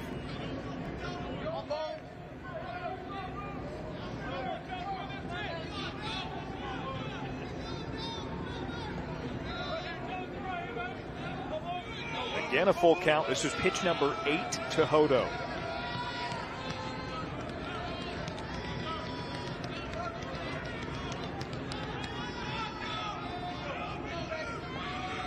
Runners.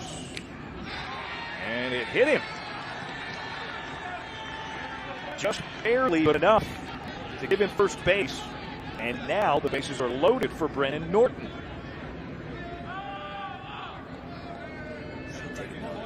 This just grazes. That's where he passes the ball, right? I just barely got the jersey.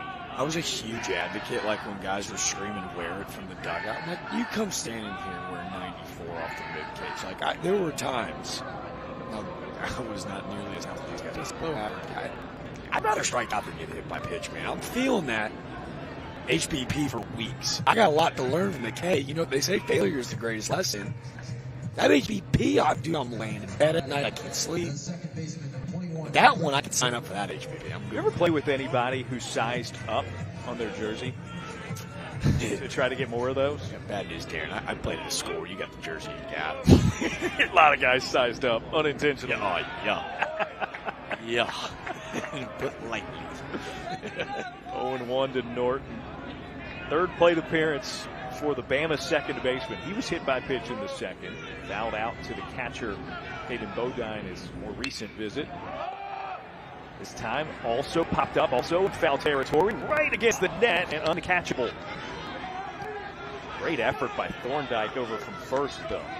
Man, he had a great read on this baseball. It felt like he was about to pull in one heck of a web jam, help bail out his young freshie on the mound. Let's see, he does a great job tracking the fence. Good talk from Bodine behind the plate. Scales the wall, and ooh, just outside the outreach glove.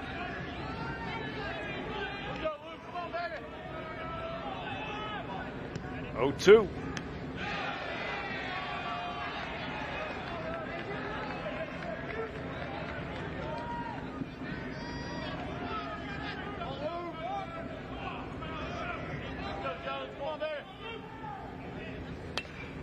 Right side of the infield, again a foul. And everybody has to go back to where they started. Talking to Coach Vaughn, he was the first to mention, hey, who's the guy that tries to find him in the leadoff for you? Doing a match before he was Brandon Norton. He's nuts, man. And I've already seen like no batting gloves, no problem, gripping the heck out of that bat. Wants it so bad. Another with 2 strikes and 2 away. There's a line drive. It's down left. A run across. A second on the way. It is a 2-run hit for Brandon Norton. No BGs, no problem. Little pine tar, little dirt. Fool with a breaking ball, foot down, early hands, stay stacked on the backside, deposit it right out in the left field, and Bama back out in front. Work stands. Max hard. They were up 2-1. Now it's 4-1. Runners at first and second, and this might be the hook coming for Luke Jones. We'll see.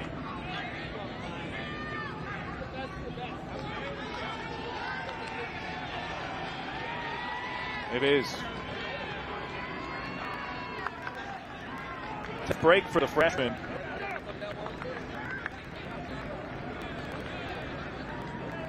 And we will see the third shot to clear the pitch tonight. This time a redshirt junior, Darren Horn. Unlike Jones, a kid that's got a ton of experience on the mound for the Shots, redshirt junior. You see that 3-quarter sidewinder arm slot. He's putting a ton of weight on that shot to clear. Weight room. Shout out to their strength staff. Bluffton, South Carolina native, another Palmetto State kid. Looking to help bail out his freshman. Man, you think about Luke Jones, that book not quite yet closed, but that CNI single from Torres just felt like he was a pitch away the entire inning. That's what good teams do. Bama taking advantage of the miscues. Looking to keep piling on.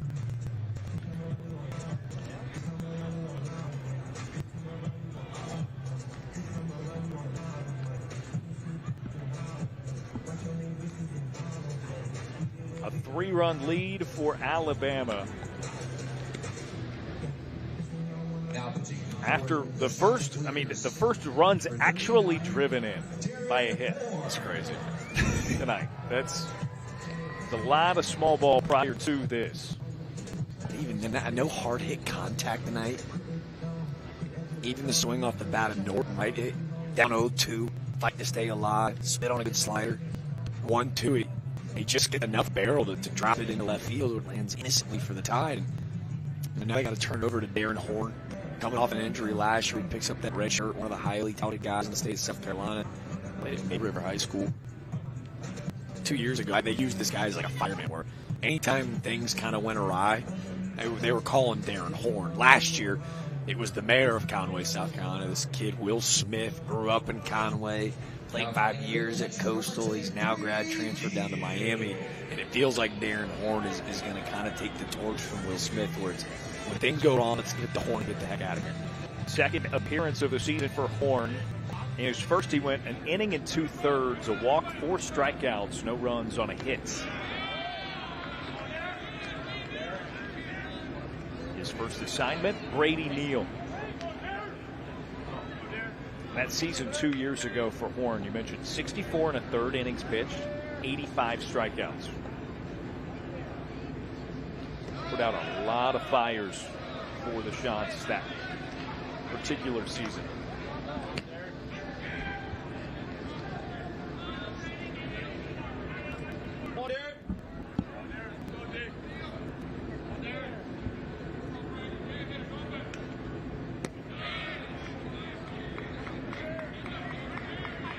Bodine out to visit with Horn after 3 misses of the strike zone.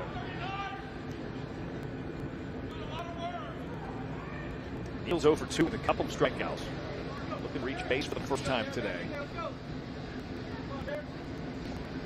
Curious if that dial was just slowed down a little bit. He's got great stuff, but it just looks like he's a little ramped up for the moment.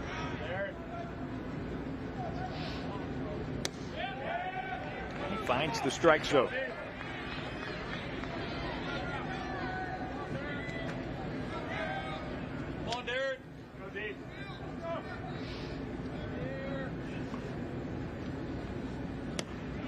Strike 2, full count.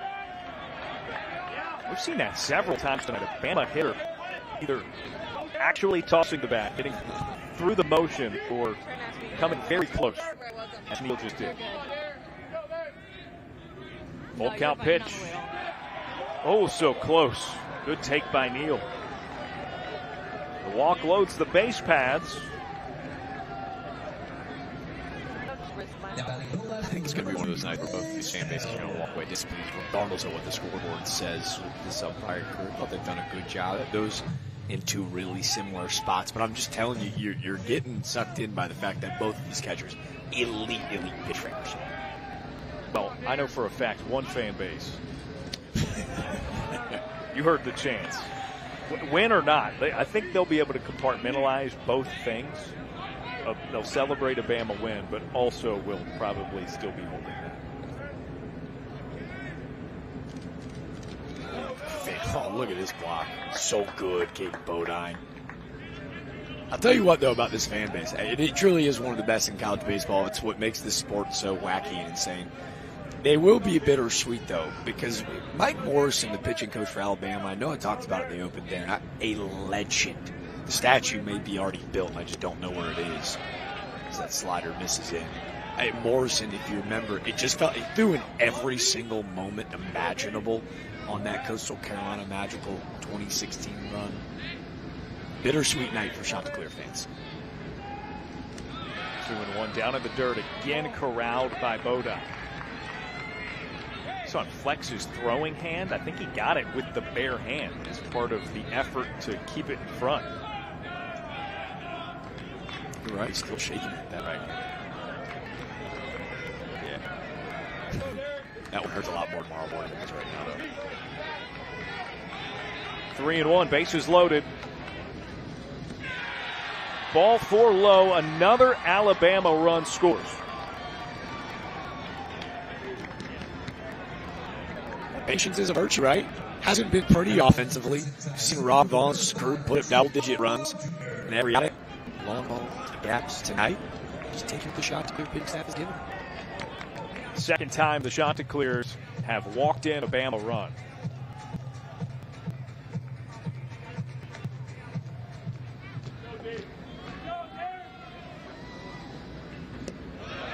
Richie Bonamolo looks at the first pitch for a 1-0.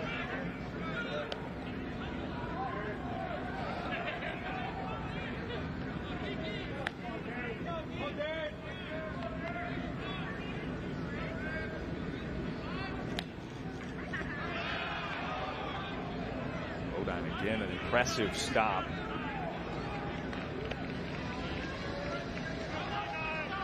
Doesn't change the fact that Horn has been erratic, to say the least.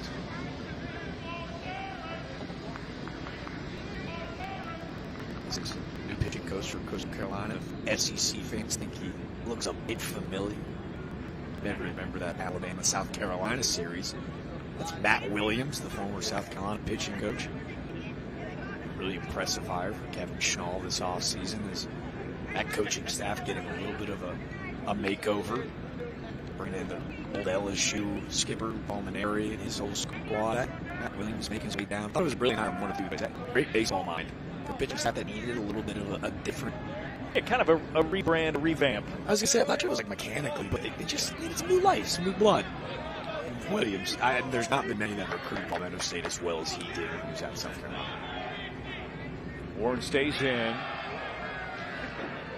Drops it below the strike zone. So 3-0 the count now to Bonamolo. Tayden Bell is the left-hander getting warm for the shot to clears. Another 3-0. And there's the strike zone. So for at least one more pitch, another run not walked in. The delivery just looks different. I'm not going to try to lie to you. I was a college catcher, but I felt like I could see direction. It just the smooth, suave versus when he gets ramped up and he's missing low right now seems to be the difference. Darren Horn was inserted into this game and has walked 3 consecutive batters, pushing 2 runs in.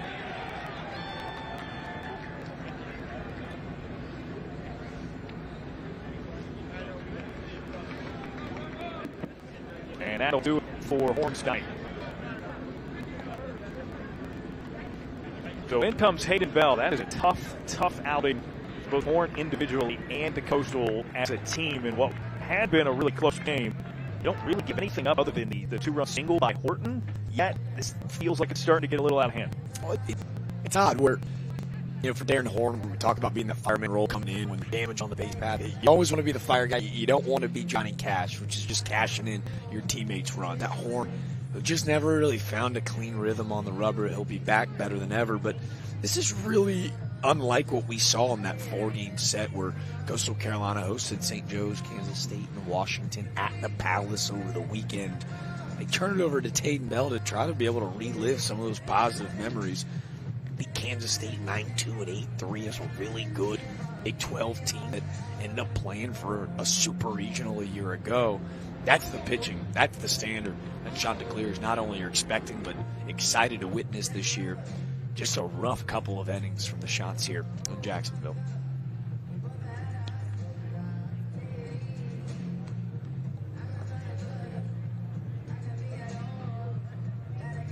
Four have crossed for the Shots here in the 5th inning, or against the Shots for Bama rather. New pitcher on the mound for the Chanticleers. And with Bryce Fowler coming to the plate, he led off the 5th. So the Crimson Tide is, no matter what the result here is, officially batted around. Now batting the right fielder, number 9. Fowler hit that little tapper back to Luke Jones, which feels like a long time ago. It's like a really long time ago. College baseball isn't back until we've had an inning like this, though. This feels like a Tuesday, Wednesday, not necessarily a Friday night guy, but hey, a lot of baseball left to be played. I'm not going to be going down on a shot, especially when you got this guy sacrifice his body every other pitch, it feels like. And with the type of game that this is, walks don't accumulate runs as quickly as if, it was simply a matter of Bama shelling every guy you put out there, right? The runs score more quickly when it's hits. You combine the two, and that's when the big explosions happen. Looking to avoid that. He's got his lefty in the box. He faced the lefty over the weekend. It was his first outing of the season. Recorded that one out and got the heck out of there.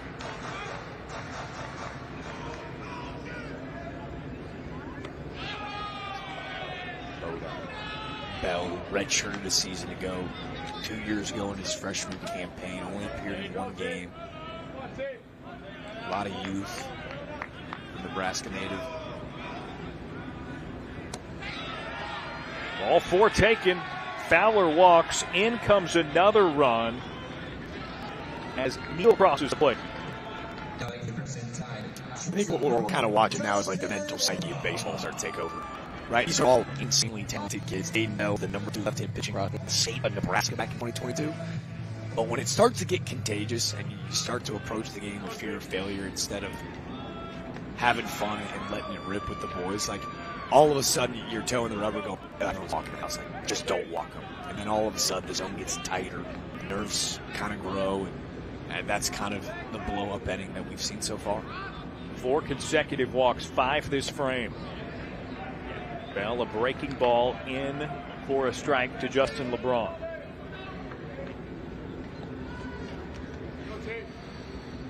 Tide shortstop has already walked twice himself, including earlier in this frame. Big swing.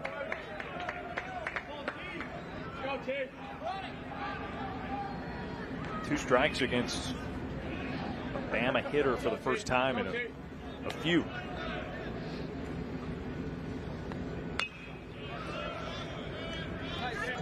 Just asking for Bama to put a ball in play. This was like the last game. They pulled up right.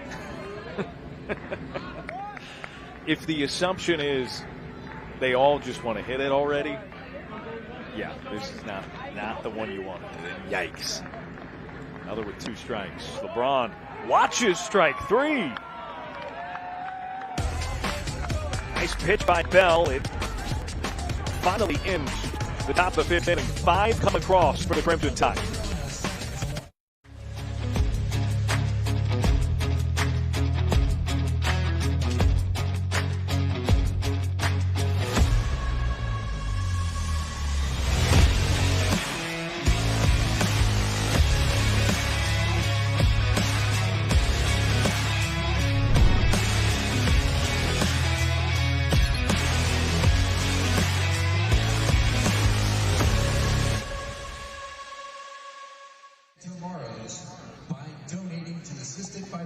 The Jacks College Baseball Classic is brought to you by D1Baseball.com. No one covers college baseball like D1 Baseball, covering every game from coast to coast. D1 Baseball is the resource no college baseball fan can be without.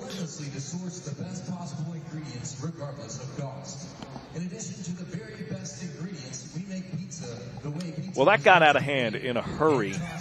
7-1 Alabama on top of Coastal Carolina, and I say that as if it's a 15-run game, Jack.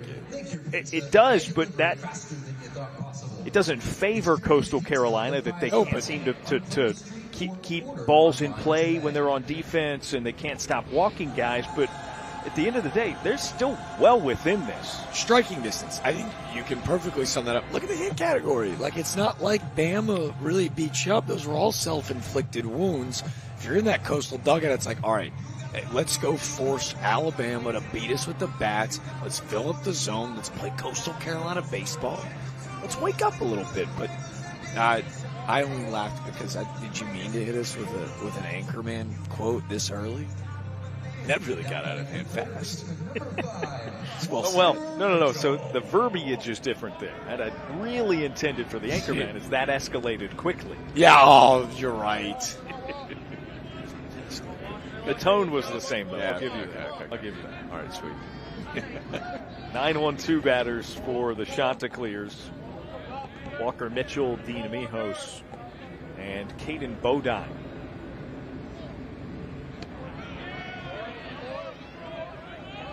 Mitchell swings through after taking the first 1-1. We talked about this in that last game with NC State. You didn't need to get all of it back down 5 there in the 7th, but it sure feels like just a run or two for Coastal just feels so important. Not to say that I was surprised to see Zane Adams come back out because he's been in a serious groove, but that's a long time in between innings where you'll watch coaches go, hey, I'm not even messing with my Friday night guy. Like, this is our dude. We're going to go find a way to win. But with Adams back out there, he wants to go put up a quick little 0. Looks like he's not really knocking off much rust this inning. He seemed to stay fresh during that 20-plus minute real-time half inning. He's still not even quite at 70 pitches here. You know what I mean, though? Like, it really had nothing to do with pitch count. It's almost like a rain delay. Like, hey, dude, how do you feel? Are you playing catch? Bama's got a righty warming up in the pen. I'm glad that he's back out there because it's a trick to watch throw, but it was a conversation we kind of had during the break. On the ground, left side. Scooped up by Torres. Accurate throw. 1 down. been a minute since we saw him make his last play over there. He had a couple balls hit his way early at third base, but I'm with you. I like what I'm seeing out of Torres. See that slow roller, get behind it, super routine. Love the little sidearm throw. I see a guy whip it over from that sidearm slot from across the infield. That's a confident young man in his big arm. Hard hit liner to shortstop. His first time up for Dean Mijos, so walk as well.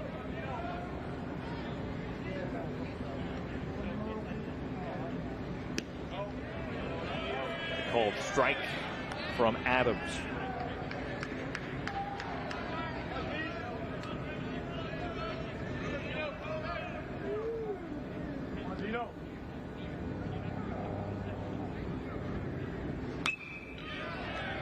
Foul ball goes to strike 2.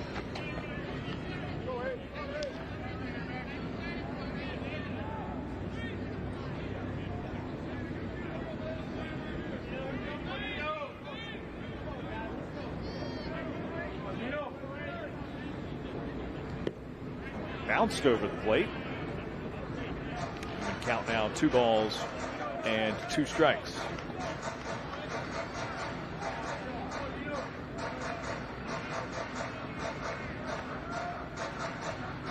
.675 ERA, went those 4 innings. Told you opponents had 267 against him. Been more of the same tonight for Zane Adams.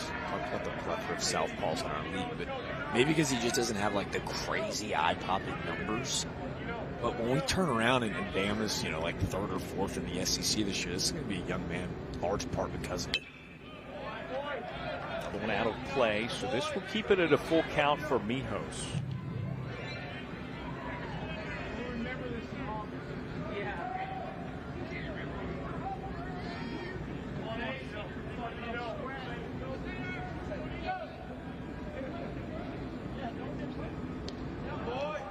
Hit it. Did it not? I mean, if it didn't, it's ball 4, right? Unless that. Yeah, okay. All right, Dean. There we go. Come on, show me you don't want the free 90. Take your base. See, Alabama took like 6 walks that they didn't actually get today. That's the 12th combined walk for both teams. Hit him. Just ball 4. Glance off above Neal. 12 free 90s. That is February college baseball, right? Even on a Friday night, it happens. A cold Friday night too. This is one of those that I think when you're a coach and you get this tournament on the calendar, you don't expect that it might be a little chilly this first night. Again, it is February. It's a possibility, but you for the most part are intending for it to be comfortable. Looks like Zane Adams' night is going to end, so the first out of the bullpen comes in for Alabama. I was curious going into that. I knew the pitch count out 80. Fans might be curious why we didn't get an extended leash like we saw in that NC State game, but I think it was large in part fact by that long half inning. Make sure to protect that big left arm of Zane Adams. Turn it over to the pen and get Tyler Fay into this ball game rock and roll.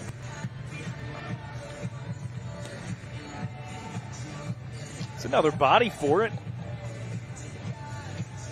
6'5", the redshirt sophomore. Here's the deal, Dan. You can't teach 6'5", 215, but here's where I'm a sucker, and I think fans are probably going to call me an idiot for it. Anytime I see a pitcher on the mound with a single-digit number, I'm all in right away. I don't need to see the numbers. I don't need to see the fact that this young man's got a short arm action that makes it nearly impossible for hitters to pick up this nasty little cutter he's about to show you. He's a cutter, he's a sinker, and he's a four-seam fastball. He's going to split the plate. But with that single-digit number, I don't care about any of it. An impressive mustache, too, to be honest. The aura, that's the way to say it, right? The aura is off the charts with this guy. That's what the kids say these days. Yeah. You're not going to hear an envious guy on this side of the booth going, ah, man, wish I had that stash. Because you do. Psych. Did you see the Open? Couldn't grow that mustache if I tried. I colored it on just for these broadcasts, man. This will be the third appearance of the season already for Fay, and he is yet to surrender a run. He's only given up a hit in 3 1/3, just 1 walk, 4 strikeouts.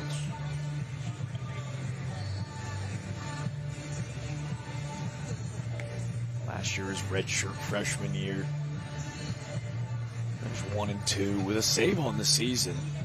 They actually led Alabama in appearances with 23. Team high 14 in SEC play. This is where, like, in college baseball, especially out of the pen, ERA can be so. I don't want to say, like, I don't care, throw it out the window, but a 7.9 ERA. But if you look at the body of work, a couple crooked numbers in limited time, and it can really skyrocket an ERA that does not tell the full story. There's a reason they turned this guy as often as they did. There's a reason they turned it to him first on Friday nights. He has been kind of that dude out of the pen for Coach Hall.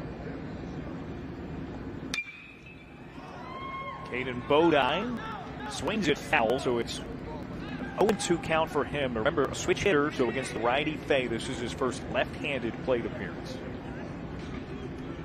I think just to double down on your point, pitching staffs are different than they used to be. You got to operate with small sample sizes more often. It really is. I mean, again, more guys are used, so more often than not, you do have a smaller sampling, and one bad outing or not great outing can greatly affect an ERA. Oh, and everybody's hitting now, so ERAs have skyrocketed anyway. Bigger, stronger, faster than ever. You can tell with that arm action, like, he's so whippy, he's so loose and free. Bodine defensive on a 1-0 fastball is not on brand for the former Team USA starting catcher. Takes outside, 2-2 to Bodine.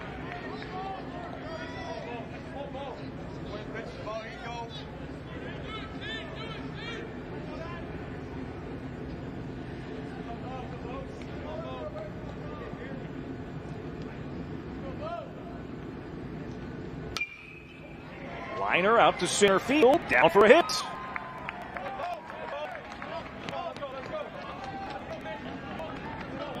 First hit for Coastal since the start of the second inning. Love this approach. Down to 2 strikes, breaking ball in. You mentioned his first at bat from the left side.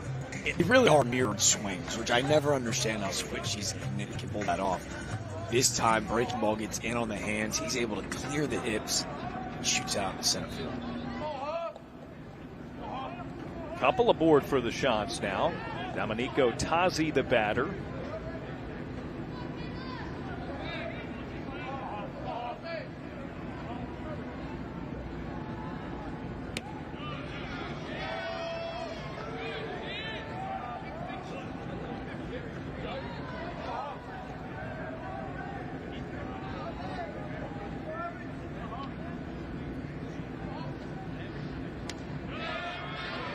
Pinch hitter, rather. This is Caleb Huffman.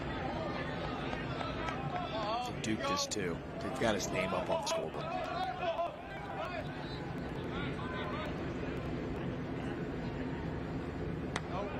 Well, they're playing the lefty-righty game.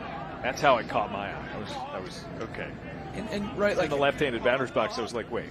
Scoreboard's got a little tilted. You don't often pinch hit for your 3-hole, but a freshman that in the middle of the game. Switch it up. Bouncer right side of the infield at second base. Norton gets the out. All right, so that serves as a swinging sacrifice bunt. This is going to take some clutch hitting from Blake Barnfall, but this is the guy. Slow start to the 25 season, but all Coastal fans love it when number 7 approaches the plate. A 2-time NCAA Player of the Week. Last year, he went on a crazy run where it just felt like every time the ball went up in the air, he was leading the yard.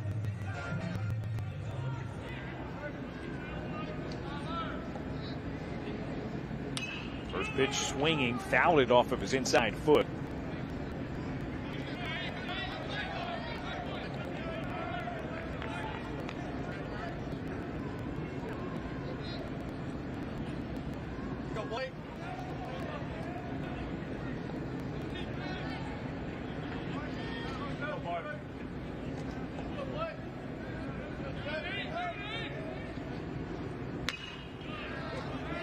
off, and now it's 0-2.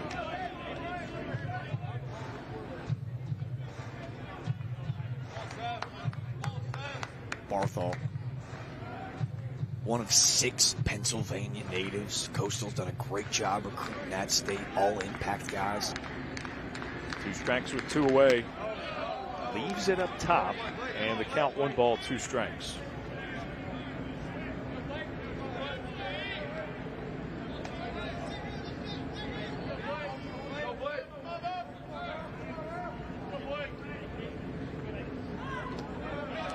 In the dirt, and now it is 2-2. Safe run.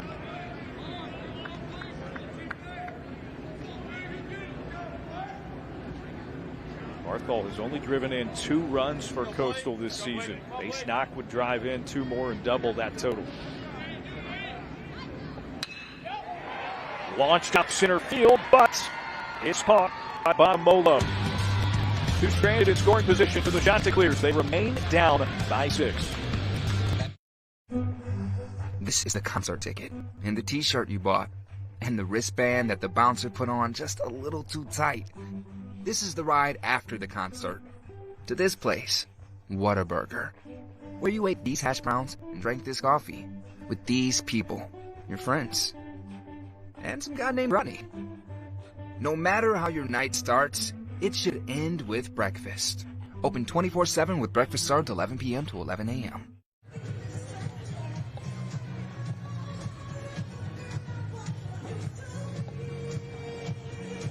Deep into our first day of action here at the Jacks College Baseball Classic. Breeze is still blowing. It's been going all day. Warmer temperatures in the forecast for tomorrow and Sunday. Wind still might be a factor in both of those days, but just to give an idea of what's coming up for our remaining 4 games, 2 tomorrow, 2 Sunday. We'd be thrilled to have you with us for those as well. So you're telling me that, I'm asking for a friend, are you telling me that it's flip-flop weather? Not me, asking for a friend. Sure. Yeah, sure. I think it's going to be lovely. The Jacks Classic, day 2. I think when you look back, I don't want to say that we've already reached our pinnacle, but Justin Harrigan, his first win, a big upset. It's the reigning, Omaha visiting NC State Wolfpack. It felt like a big upset on day 1. I'm so excited to see what's to come. Meanwhile, in this one, Alabama with a 6-run lead. Looking to build off of that. Just 3 hits apiece for both of these teams. It's been very sleepy offensively, despite 8 total runs. Is that fair? Very. Look at the hit category. We got 8 combined runs on 6 hits. It's been sloppy. We'll say it. Fine. It's been sloppy. I think even when you look at Mikey Morrison and what Alabama has done to stifle these Coastal bats, he's probably going to want to clean up that walk category as well. Zane Adams was good, but he could be better. It's just been a game where both teams have kind of lulled themselves to sleep. Alabama taking advantage of the miscues and just kind of putting the bat on the ground and going, hey, I dare you to throw it over the plate. We understand that they're so big and physical, those gaudy numbers maybe creeping into the minds of that Coastal pitching staff, and still find themselves down by 6. Coleman Mizell with a 1-1 as Hayden Bell faces his 3rd batter of the contest for Coastal Carolina. A walk and a strikeout so far as he finished up the 5th. Big snap on that breaking ball, drops into the strike zone, makes it 1-2 on Mizell.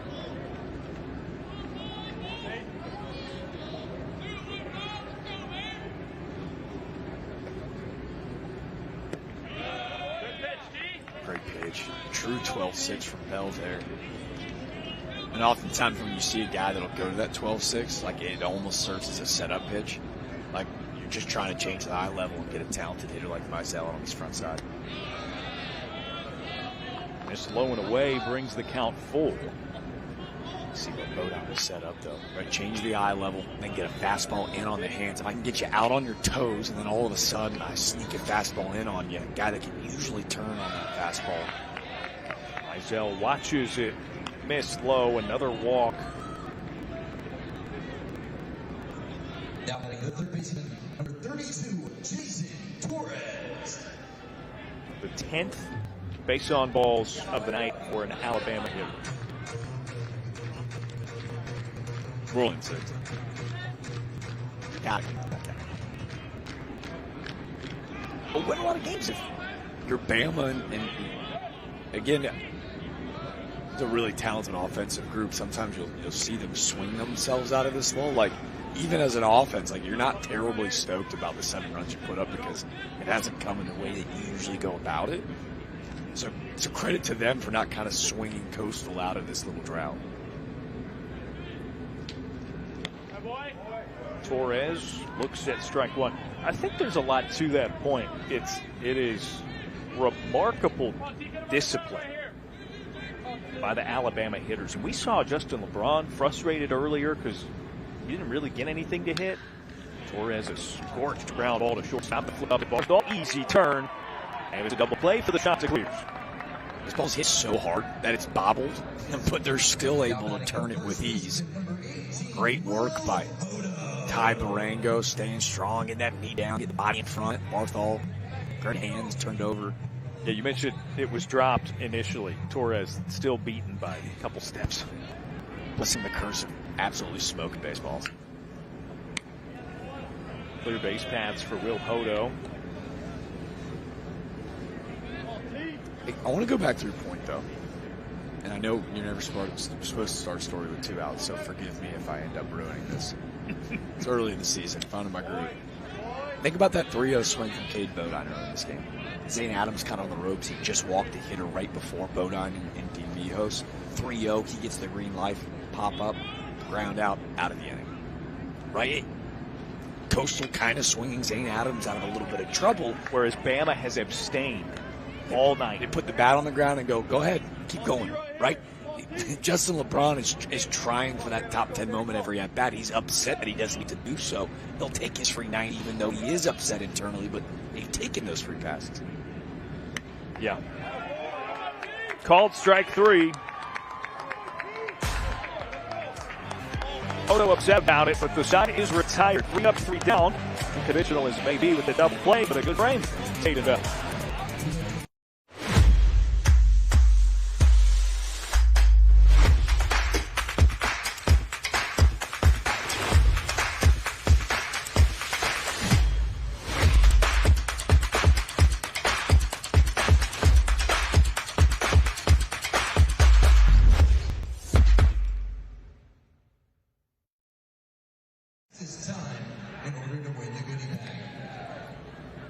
Under the lights in Jacksonville. Game 2 of 2 today, 2 of 6 for the Jacks College Baseball Classic with Jack DeLongchamp, Darren Vaught here on D1 Baseball. Appreciate you joining us for some of the best early season in college baseball there is being offered.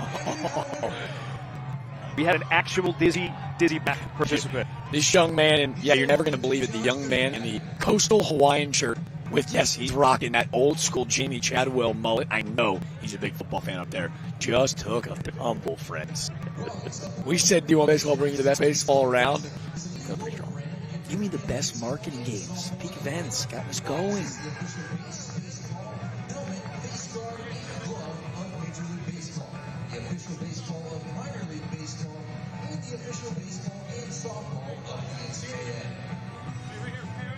So bottom of the 6th inning.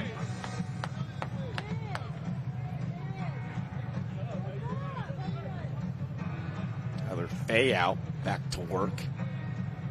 His first clean inning after Zane Adams went 4 to third.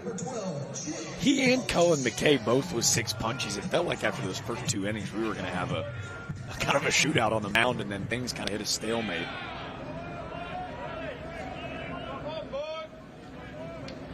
Jake Books leads it off for Coastal Carolina. Yeah, not so much, just because of the walks since then. And then the long wait for Zane Adams as the starter for Alabama. Otherwise, I really think he would have lengthened his outing. Staying to pull him after only 80 pitches on the dot, at least significantly longer. If it's a tighter game, you don't have that extended time in between his last appearances and understanding that his importance much more needed at the start of conference play. Weak grounder to first. And Hodo, and that's the first away. Glad will be going to break there. And Hodo upset with that backwards K, and umpiring on both sides of these teams, they're going to have their qualms. But at the end of the day, right, it's all about the guys in the box, the dance on the mound. But there just hasn't been a ton of rhythm in this game. Yeah. Called strike to Blagan Pato. 0 for 2, a strikeout and a fly ball to center so far.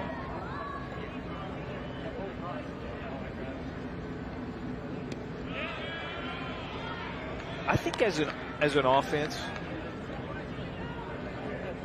you like to take advantage of the walks, but you'd much rather have a single. Talking about rhythm, right? You piece those together, and that strings together a rhythm offensively. Pato swinging at strike 3. That's his second free-pitch strikeout.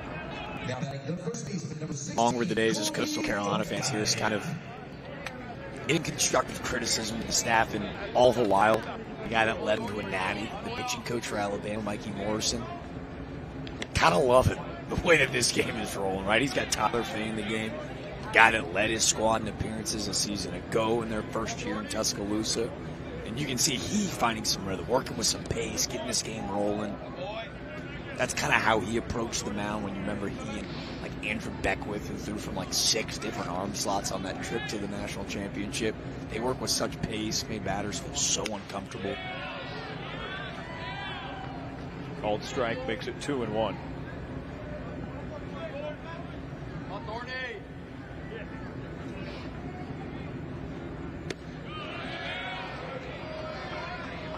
Good take. 3 balls, 1 strike.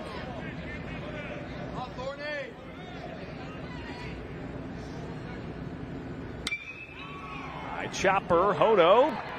Can't reel it in. That thing was hot coming through the right side of the infield. All right, Coach. Are we on the same frequency? Because to me, give me a barrel over 95 plus to hit all day. I don't care if it's leather. We got hit or air here. Well, I think it's a hit. Right? Yeah. Good barrel. Yeah. Kind of catches Hodo on that in-between bounce.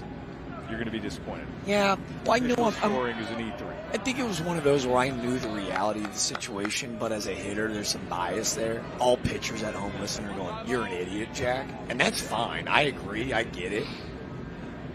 I know what optically it looks like. I also know that that's a really difficult play, like as a first baseman, to like come in and go get it. Sure. Sit on that second short hop. But a difficult play can still be a play you should make, is what I would push back with. Like you said, 95 plus off the bat, but it's right to your chest. You got to make it. Yeah. This is where the bias really reveals it. But when it's challenged at all with reason. Yeah, Darren, I hit it. I hit a hole in your glove. 2-2. Yeah. I can flip it. Give you every narrative you're looking for. And I'll tell you who agrees with me. Colby Thorndike and his family at home listening.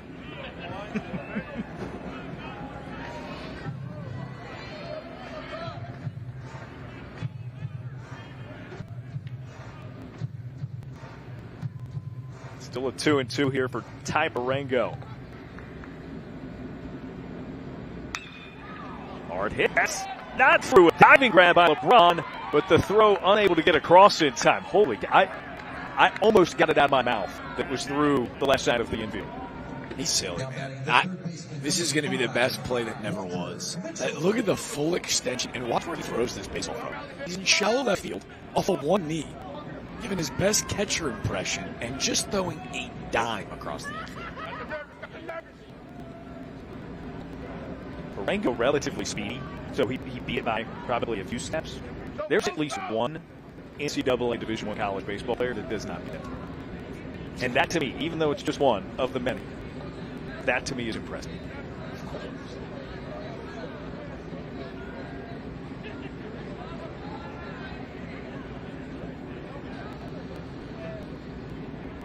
So multiple base runners for Coastal Carolina for the second consecutive frame.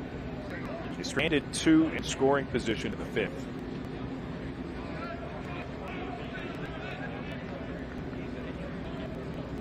This game feels completely out of hand. Still so much baseball left to play, but a couple of crucial. Brennan Norton, 2-run single, 2 outs, down 0-2 in the count. Coastal get a punch out there. We're looking at a totally different ball game.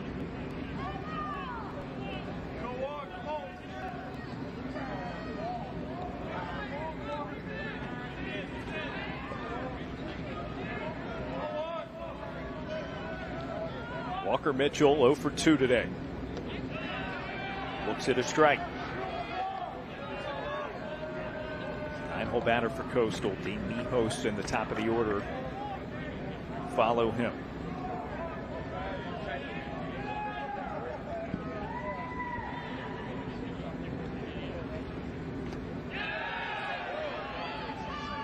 Check of the swing over the first. He didn't go. Didn't look like he came close. Yeah, his body moves so much. Hands still stay on the backside.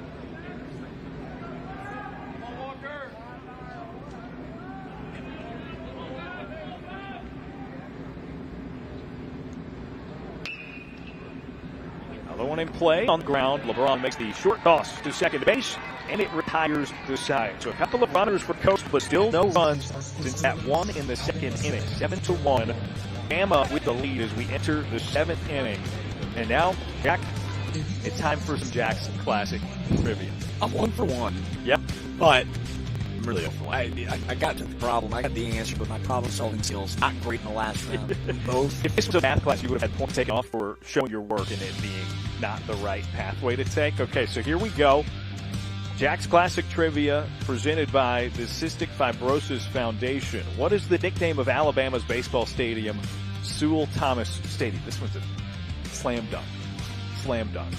Go ahead, then. Really? I have no idea, to be honest with you. SEC fans are going to be crawling in my mention. Yep. You're going to get berated for this. Well, it ain't B. Okay. And if it's C, I'll go watch the entire movie in full tonight. You know you don't have time for that. D's no fun. Yeah, that feels like you see the deduction like in this breakdown. Yeah, see, there we go. A. We shall see. Ding ding ding. A is see on the other side. A fine guess. I'm not gonna lie, I did know, but I thought I'd play the game a little bit. But I don't know who it's named after. Like, I don't know who A is, to be completely honest with you. And we don't even know that it's A yet. I mean, I'm pretty good. I'm 2 for 2. I can feel it. Are you hanging out with us or what, man? We're starting to lose it. We're good. We're locked in. I don't like that you spoiled that for... I don't know. I mean, like, no. Theoretically, people are playing while watching. No, hold on. We're not going to reveal the answer until later. Fans, this is a hand-up broadcast. This is full transparency. I did not look it up. I did not cheat. I just am very confident about my trivia skills. There you go. All right. Confident in the deductive reasoning. And if I am wrong, this is going to be very funny.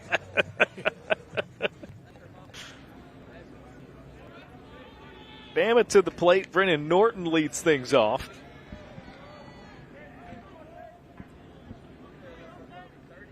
Two-run single his last time up in the 5th.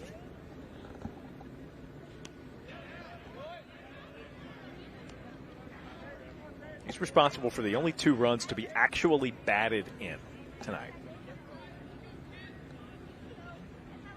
For Bama, the one for Coastal was a ground ball. It's so hard to believe. But with swings like that, you're like, yeah, I get it.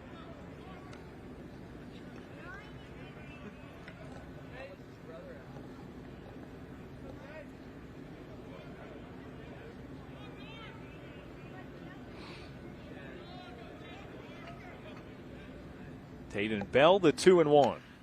Liner in the air to left. Great jump, and Brooks tracks it down. I think on any given day, that ball might have a chance to get out of here, catching it right up against the warning track. Brooks gets a great read. No speed turn necessary. I think this has got a shot on maybe a day where the wind's not howling in. And it gets in on the hands. I think that's the scariest part.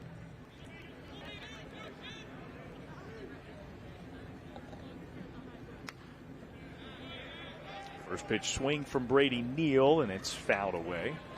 Heard a certain kind of buzz in the ballpark, though, off the crack of the bat. Or ting, in this case. I was looking at the numbers. I don't think we have an extra base hit tonight. No, not in this game. That line drive that's what is as hard as a ball has been hit in this game. I think the hardest hit balls we have are outs. Hit the first two. First two swings. G. Mijos and Caden Bodine. Shot up into the air. Confusion, and eventually the day is saved by Colby Thorndike over from first base. That was Terry for a minute there. Caden Bell is an athlete. Coaches across America, let's let our pitchers catch a couple fly balls. Until they prove me wrong, I feel like it just leaves to a scarier spot when they have to get out of the way at the last second. Cade Snell with a 1-0 count. He's walked twice and 3 times up.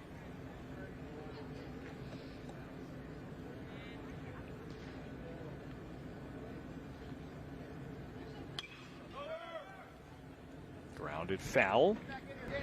Are you waiting for my approval or not of your plea to coaches about pitchers catching pop-ups?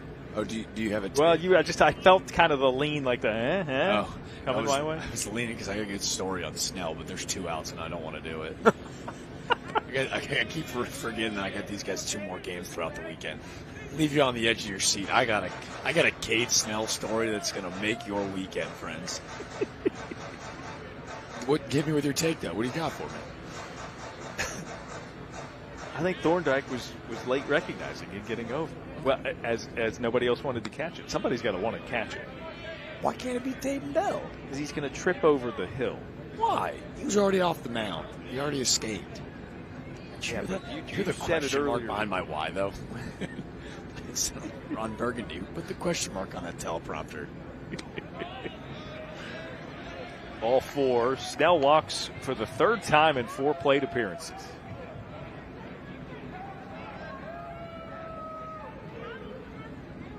That is walk number 11 for the Crimson Tide offense. That dog will hunt. And so will that mustache from Caden Bell. We've seen a couple killer stash between he and Tyler Fay on the mound. Make me want to go home and shave tonight. When's that going to cycle back out? You know what I mean? Everything cycles in and out. The mullet is a thing now. Mustaches are in. The mullet's been in for a while. Coastal Carolina holds true that they believe that they created the cool guy mullet. All started on the gridiron. Opposite field. Launched back to the warning track. And a catch against the wall by Payo. Okay, so a couple of hard hit balls now. Time to stretch. It's 7-1 Alabama. Up 6 on Coastal Carolina. Okay, we gave you that trivia question earlier. It is time to revisit that and find out if we were correct. Or if we're going to learn something, right? That's the mindset. What is the nickname of Alabama's baseball stadium, Sewell Thomas Stadium? Jack here. Guessed A, the Joe. The answer is... it is, in fact, the Joe. Let's go. Well done. We're 2 for 2. Don't question yourself, folks. Shoot from the hip. I felt good about that. Felt confident. Knew that I knew the answer. Wanted to play the game. Had to go to the deductive reasoning route after the fiasco in Game 1. No cheating. This is a hand-up broadcast. Appreciate y'all playing. I need more in the Twitter mentions, though. Come hang out and play with us. Jack's College Baseball Classic Trivia brought to you by the Cystic Fibrosis Foundation. Thanks for playing. Right. We've got plenty more where that came from. 1 for every game. So 4 more left, to be exact. 7-1. Alabama's advantage.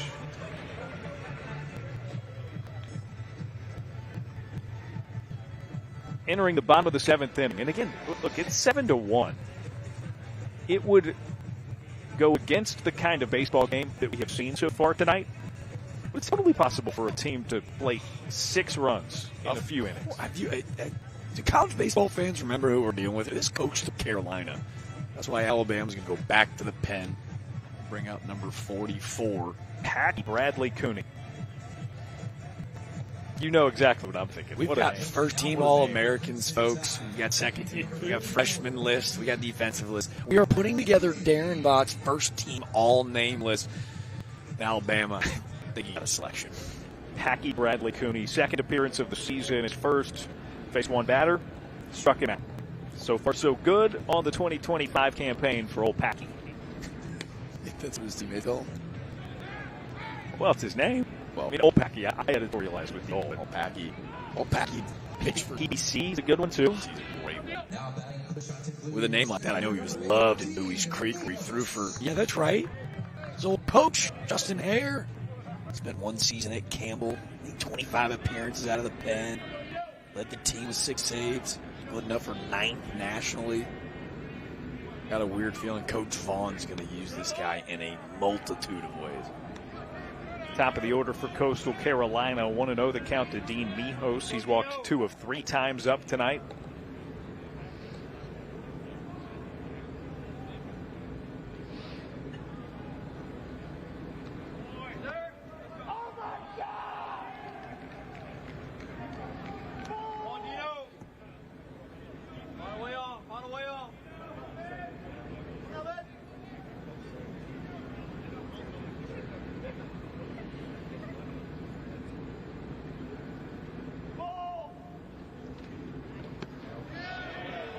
Called strike.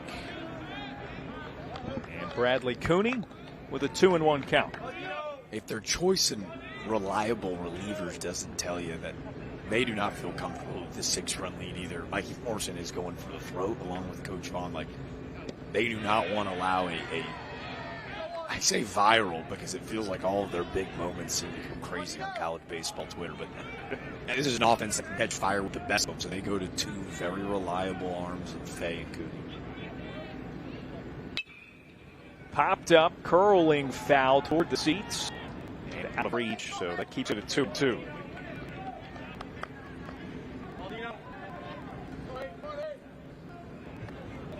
Yeah, I think that's a solid point. I mean, if you're Alabama, you realize you're trying to win a championship belt. But at the same time, in order to do that, you got to finish this one off. Take care of business, pitch by pitch. Talking with Coach Vaughn, I think that was what jumped out at us most. He was like, he played some really talented teams at Maryland, but if you're in the SEC, it's like we had Tennessee. You go and shock Tennessee, and then how are we rewarded? Well, we beat Tennessee, so they move out of the 1 spot and go to 2. And then we play at College Station next weekend, then 1 team in the country. Mijos walks for the 3rd time tonight. This time it leads off the bottom of the 7th. Good start for Coastal if they are going to mount a comeback. And that was especially interesting to hear him talk about just the gauntlet that the SEC is. And it is, look, something that we love college baseball here. We love all conferences. We love the mid-majors. We love the ACC, the Big 12, the Big 10. It doesn't matter what it is. You just don't deal with that anywhere else. Not in the same way. It's guided up by Caden Bodine. LeBron out from short for the catch. I got in trouble on social media last year. I said it on a broadcast. I compared it almost like Friday night to the SEC. Got to feel almost like they double baseball. The plethora of talent and the arms that you are attempting to scratch runs off of, it's by no surprise to have seen the run of dominance in Omaha over the last half decade by this conference.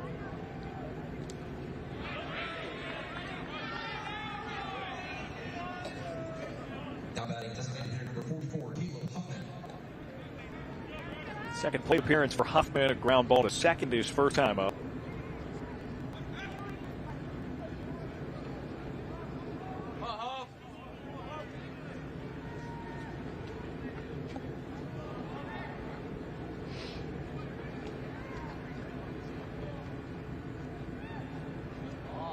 Oh, a misstep. That is a balk on Bradley Cooney.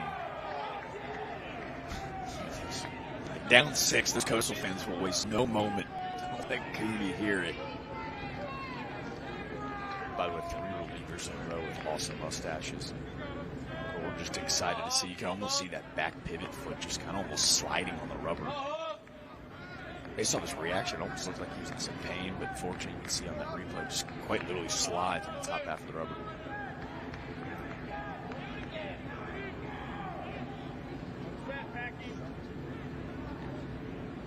Tries at it again and lost his footing again. Sent the throw on the ground behind the batter Huffman and into the backstop. These last 2 pitches I've described tonight in full, I don't really know what would. This is good old-fashioned two-hopper. Is Alabama coaching staff's going to take a trip out to the mound and make sure that everybody's okay. Watch that back foot. See that, like, quite literally, like, swift little pivot. Yeah.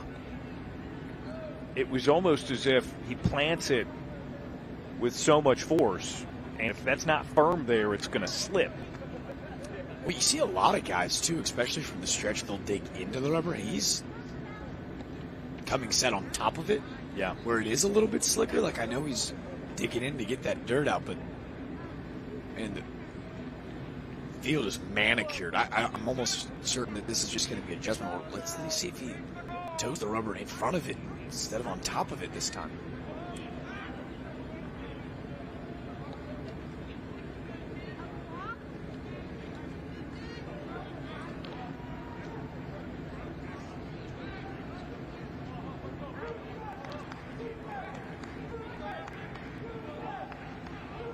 Favorable count for Caleb Huffman.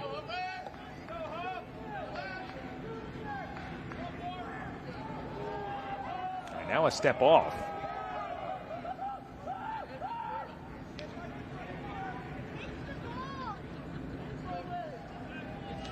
This is really interesting. Bradley Cooney is clearly not comfortable. There you go. There's the adjustment. He almost closed himself off on that last pitch on the 2-0. You can kind of see coming set really tight. Alabama's got a double barrel cooking down in their pen. Righty and a lefty getting warm.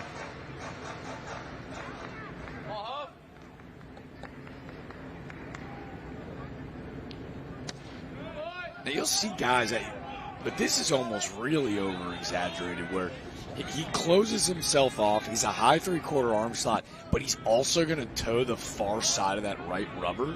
That way, from a hitter's perspective, I'm almost dang near throwing it from shortstop, but this is extremely over-exaggerated after the last 2 slips. It's a swing and a miss. Now a full count to Huffman. It's also kind of simplified. It looks like the kick up, right? It's not as fierce. Slow and steady.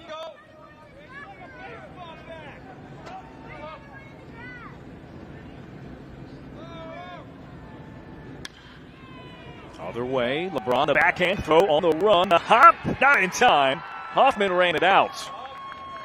A couple of near sensational plays for Justin LeBron, but Huffman drives in the second Coastal run of the night. I thought he did it. Now, despite the run is scoring, so regardless, Bama just hung it out, but look where LeBron throws this baseball. I mean, it's just silly, folks. Clearly gets that foot in before picked on the other side by Hodo, but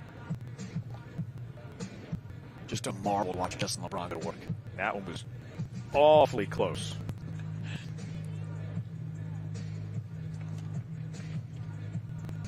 Another look, shall we?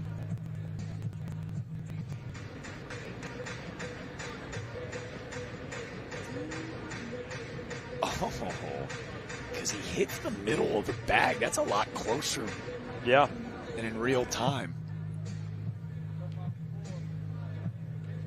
Do we have replay capabilities? Is this what we're going to check out?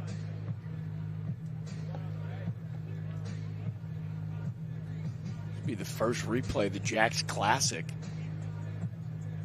I guess I should have done my officiating homework at home, but they are looking. They are at delegating, and I don't know, man. That angle, I'm not sure if it's going to be enough to overturn, but because Huffman hits the middle of the bag instead of right in front of it. Again, the run will score either way, but this might get overturned. The problem is it's almost that shoulder run. Like, you're not seeing that ball clearly hit the back of the leather. You know what I mean? Like, I think it's going to be one of those calls where it won't be confirmed, but I don't know, man. Nobody's got a better view than first base umpire and Brian DeBrouwer. DeBrouwer. No, I'm going DeBrouwer. You think? I'm sure he'll appreciate that. To the DeBrouwer family, I'm sorry. It's been a long night.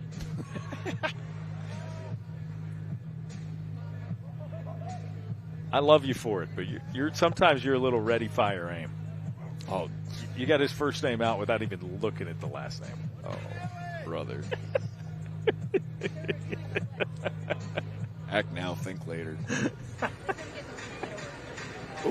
Okay. They confirm the call. The runner is safe. Very close play.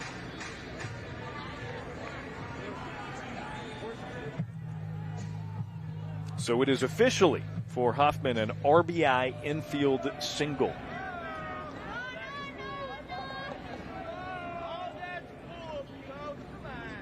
And Alabama's going to go to the bullpen. They'll bring in a lefty to face back-to-back lefties in Barthol and Books.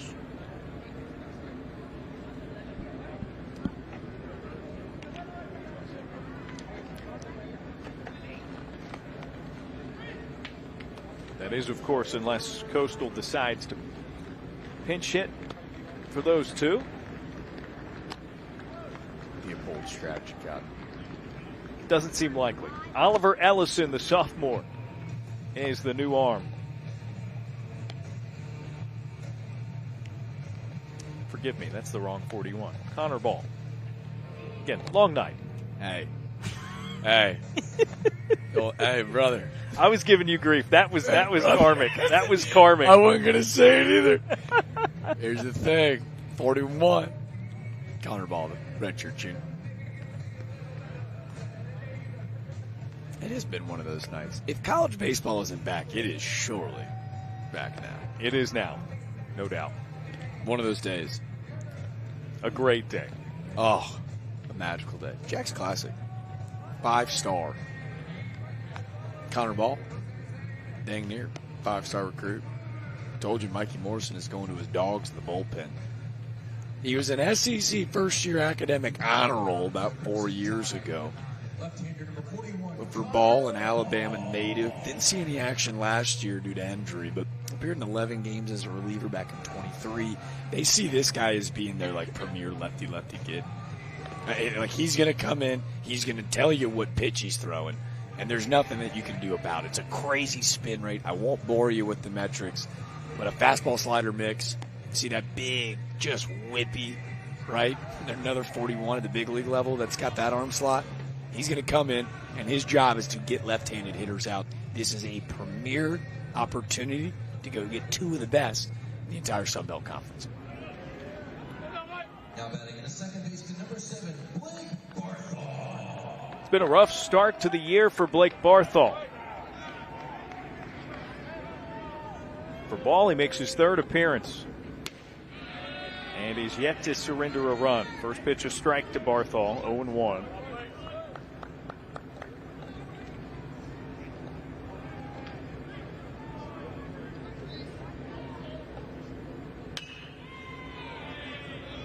Raised to the opposite field and foul. So 2 strikes on the Chanticleer's second baseman.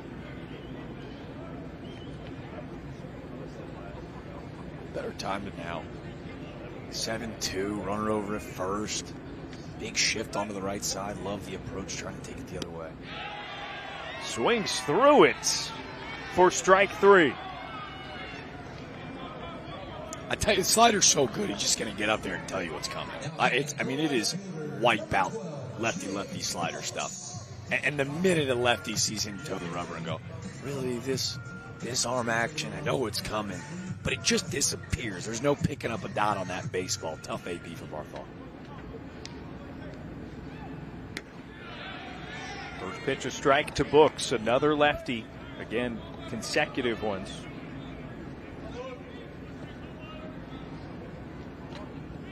Might they ride him through a right-handed hitter, Pato, to get to Thorndyke? I don't know. We'll see. The way he's chucking it, man. This was a two-man bit, right? Like Mike Morrison going, hey, this is the deal, right? In the SEC on Friday nights, you come in and you get their best two lefties, and then guess what? We'll see you again on Saturday.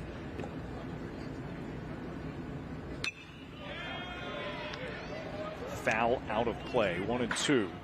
Talked about the pressure of like when those walks start mounting and it becomes contagious. Like when you know that your job is to come get this guy, there's a lot of pressure to that. It takes a different type of guy to be able to thrive in these situations where, again, we talked about throwing 20-plus guys a year.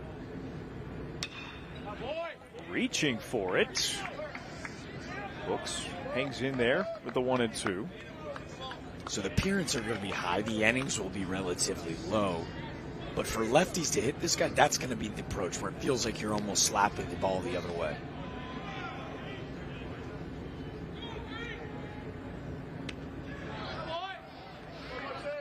Not bad, but not in the strike zone. 2-2.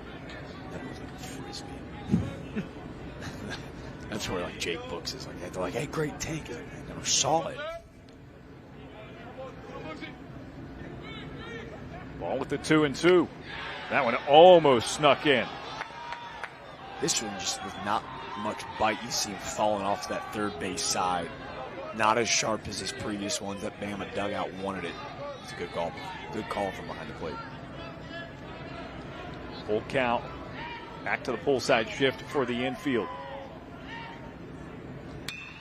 Launched high into the air, deep into the gap, center field to the track, and it's pulled in by Bonamolo. Runner stranded for Coastal Carolina, but they got one back. They trail by 5, headed to the 8th.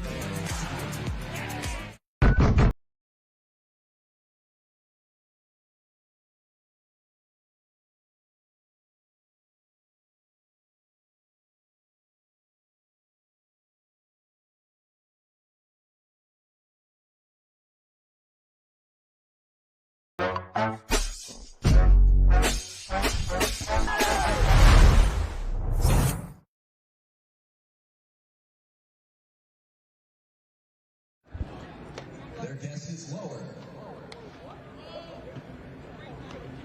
On to the 8th.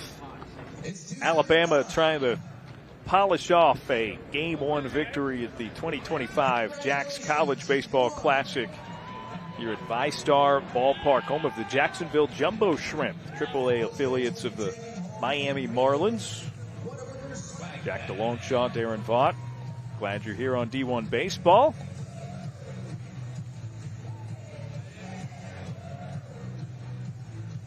Top of the order coming up for Bama. And Jack, we still await our first extra base hit of the night. Although I will say the past couple of frames, we've had some more hard hit balls than we did initially in the beginning innings of this one. All of a sudden, you see these guys start to simplify the swing, start to play from gap to gap instead of maybe trying to get too big. Those power pitchers early in the game take advantage of those big loopy swings, and it's why, hey, yeah, you got 9 total runs, but only 8 combined hits between both of these ball clubs. You tell Kevin Schnall before the game heading to the 8th, you're out hitting the SEC Tide, who scored double-digit runs and all their contests, a bunch of run rules. You find yourself down 5. It'd be, go ahead, man, that was problems of the old. This is a new staff. Well, they reversed the clocks a little bit, but have found a bit of consistency with Tate Bell. Bell faces the top of the order. Bryce Fowler takes ultimately.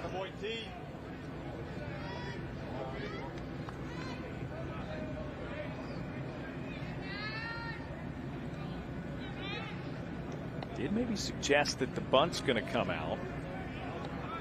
Tries it, fouls it.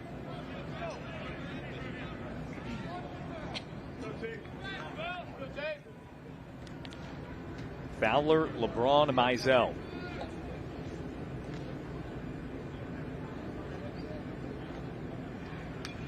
2. Swung on and back into the backstop.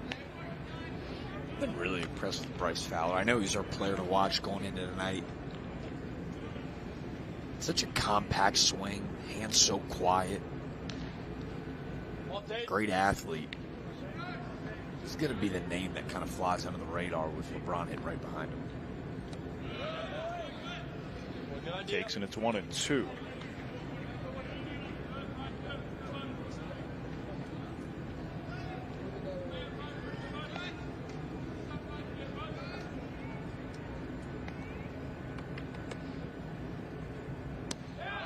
Called strike 3. Taden Bell with a beautiful pitch. Bugs Bunny breaking ball. So the 12-6 to start. Yeah, Matty bookends it at the end. That fastball's got Fowler still sitting heater. He's a little upset, thinks it misses in. And he thinks it misses it down. And this is just Caden Bodine being Caden Bodine behind the dish. That was the second faceoff between Bell and Fowler. This is the second time Bell has seen Justin LeBron. He struck him out looking the first time.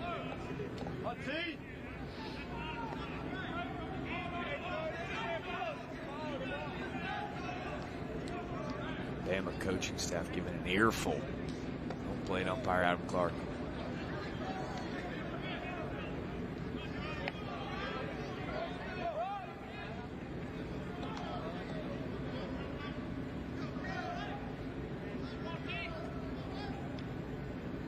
One and one to LeBron. Big hack. That's again. That's an illustration of how impressive it's been. Again, it's a demerit to Coastal's pitching staff for the walks, but if you're Bama, you still got to take the pitches. Yeah. You can get anxious in that dugout. You know what I mean? Like, you keep passing along the baton going, all right, who's next? Who's going to drive them all in now? And they just haven't necessarily had to with only 3 hits on the night. Still 2 strikes on LeBron. Waves and just got a piece of it.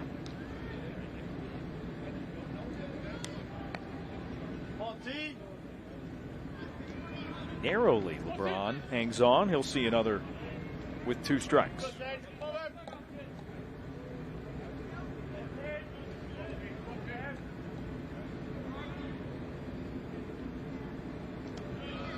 Now it's 2-2.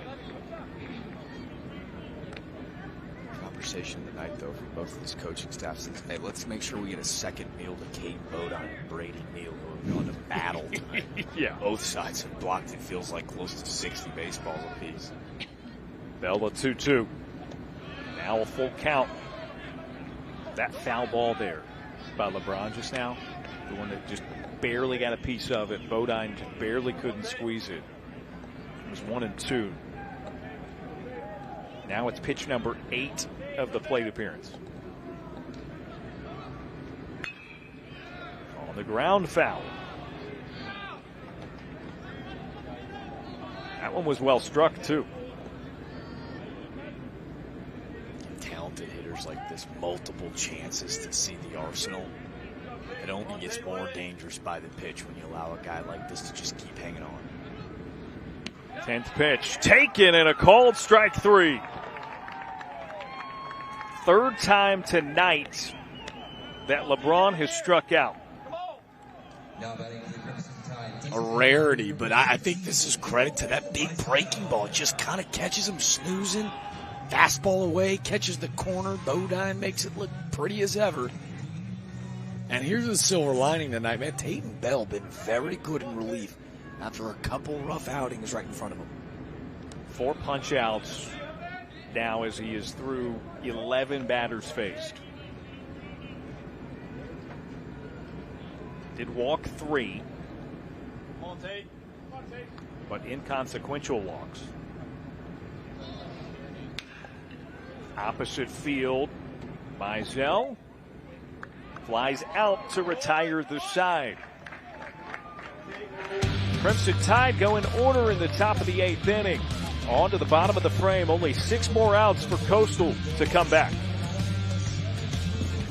Hi, I'm Bob, or Breakfast on a Bun. I answer to both. My brother, Bob Ranchero. Hey, he's always been the wild one. Howdy! We're actually twins. Same signature sausage, fresh egg, and melty cheese. But that picante salsa and pickled jalapenos, it changes you. We're still close. He does call me regular Bob, though, which is a little hurtful.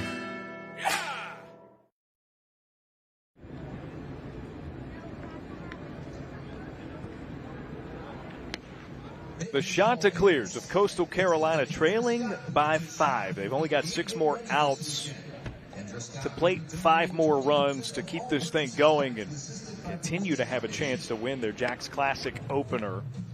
Alabama making them pay for some early mistakes, especially 7 runs on just 3 hits.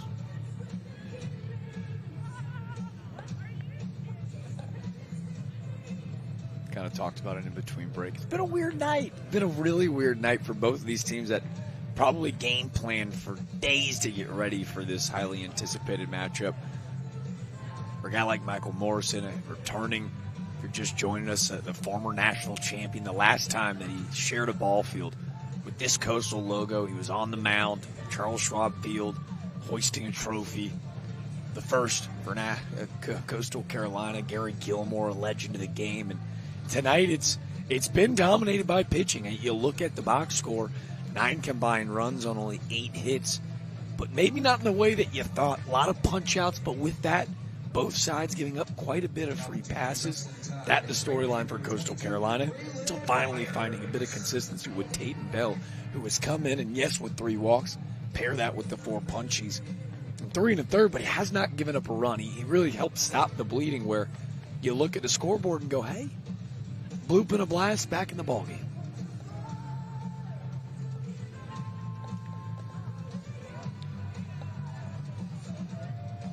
New reliever for Alabama is Braylon Myers, the right-hander.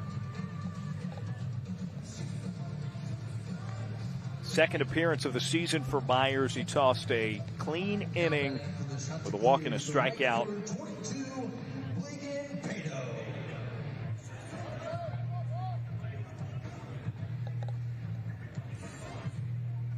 Darren, we talked about it. You don't think they're showing their bluff a bit? This is probably their most consistent and reliable reliever heading into the SEC tournament last year for Coach Vaughn.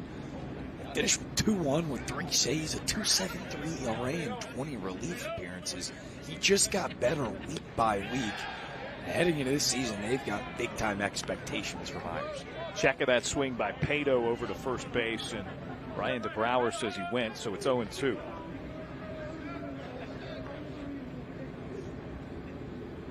Pato, Colby Thorndike, and Ty Barango.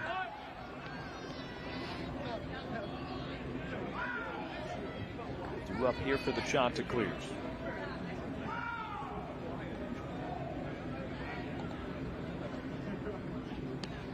Wave and a miss.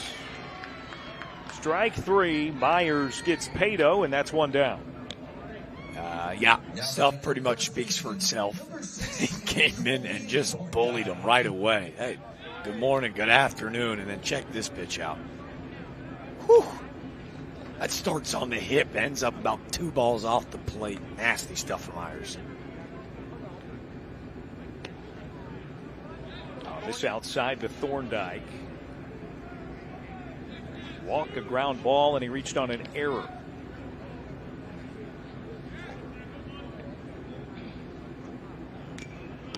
Fouls it back, 1-1. Stay hot. See Brady Neal quick out the chute. Off that beautiful brick backstop here at the Jacks Classic. Every time I see a catcher pull off a play like that, you remember the Joe Mauer play where he catches it not looking? Yeah. You know what I'm talking about? I know that if you're still watching this game with us, you know what I'm talking about. Yeah. Only a sicko like you would know exactly that is if you're still watching this. Behind the back, right in the mitt. Yep. Ooh, buddy. 2 strikes. Myers off the mark, and it's 2-2.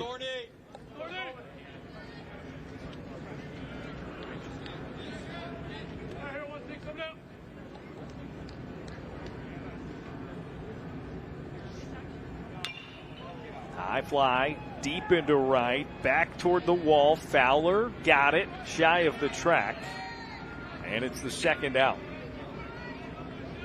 Well, Thorndike, who hit 15 homers a year ago at Brunswick Community College, had me on the edge of my seat. Ball has not traveled very well tonight. Thick air, windy night.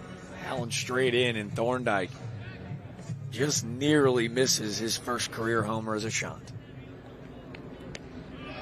Now with 2 away, nobody on. Ty Barengo, the batter. Infield single his last time up. Drove in a run with that ground ball to second in the second inning.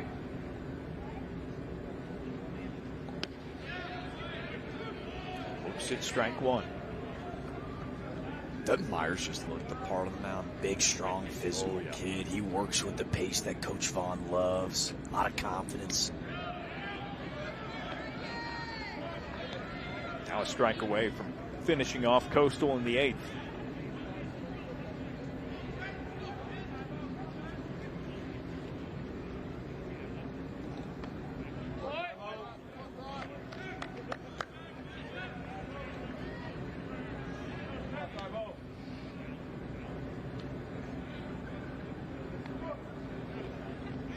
Myers 2-2. Rango hanging in.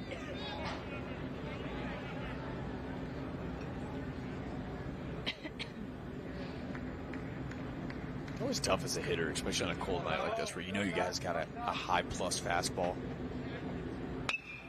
Line drive. Barengo sends it out to center, and a running effort. Bonamolo, he's covered so much ground out there tonight. Secures it for the third out. 3 up, 3 down frame for Coastal going to the 9th.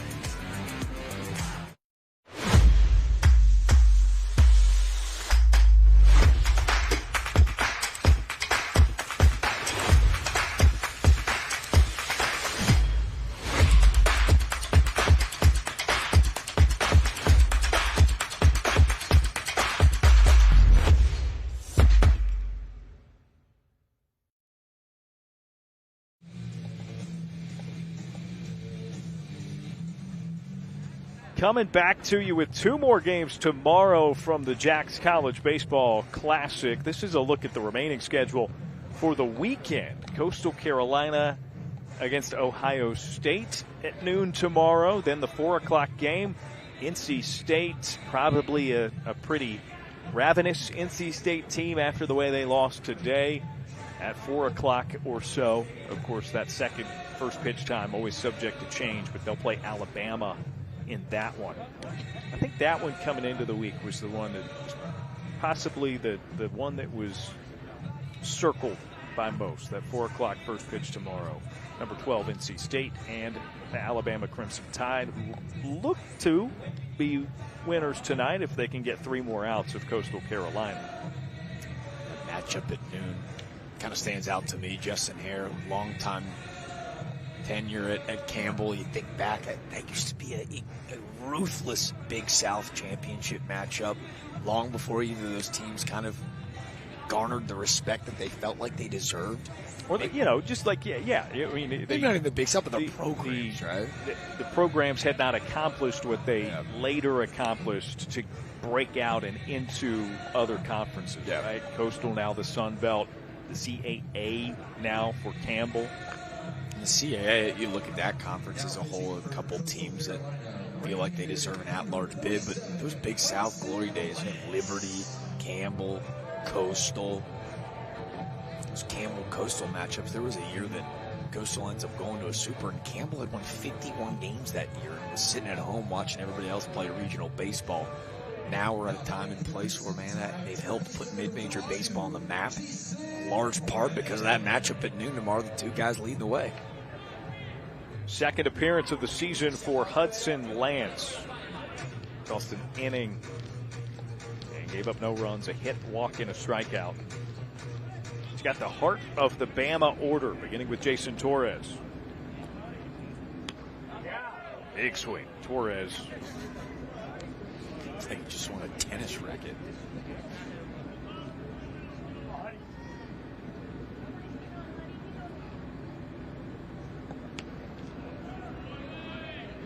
Take makes it 1-1. It'll be Torres, then Will Hodo, then Brennan Norton for Alabama here in the 8th.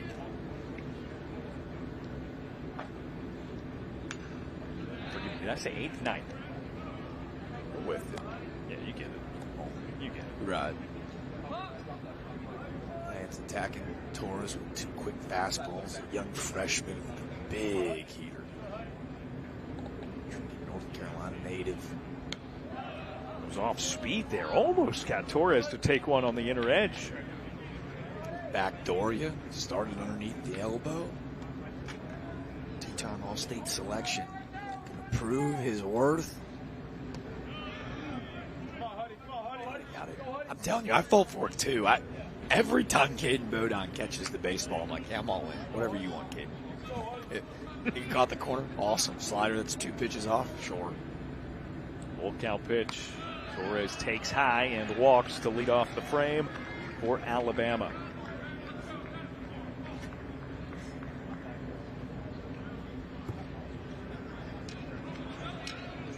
Now batting the first baseman, number 18, Will Hodo.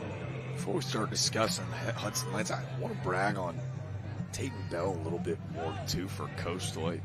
It was getting ugly for the shots, and Bell comes in, walks a few, works out of some damage, but Tatum Bell going 3 1/3, throwing up some zeros. A big-time outing to save some potential arms moving into the weekend as well.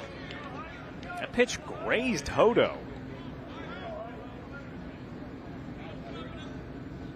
So now a walk and a hit batter to begin the 9th inning. And you mentioned Bell. Bama has not scored since he entered the game. They did not score under his watch. This is the second time that Hodo just grazed is the perfect adjective. Remember that first half hour he got literally just smoked the jersey. Yeah. That's ball by Lance, get back in the count.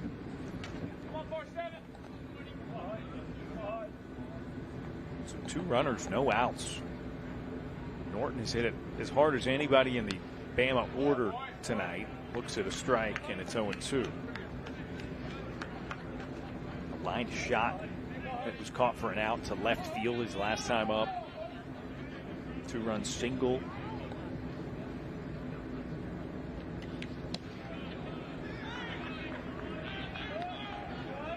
Slider off the plate.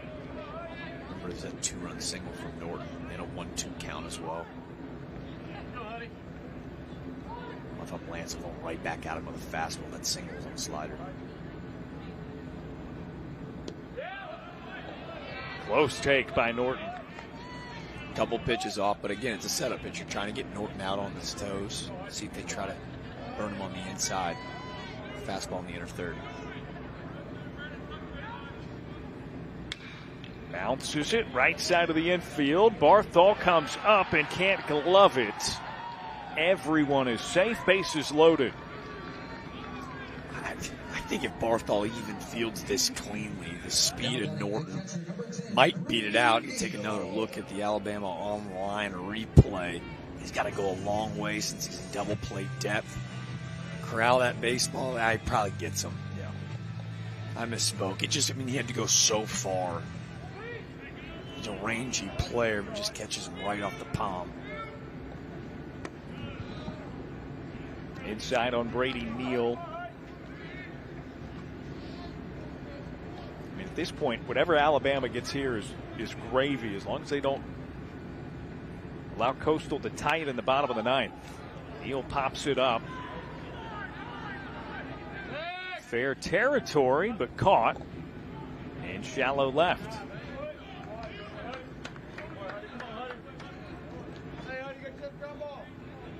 You've said it a couple times tonight. This is an opportunity for Coach Vaughn to maybe line up and get into his offense a little bit. They've had multiple opportunities with runners on base tonight, and the only guy to deliver a hit was Brennan Norton. That 2-run single, like we talked about.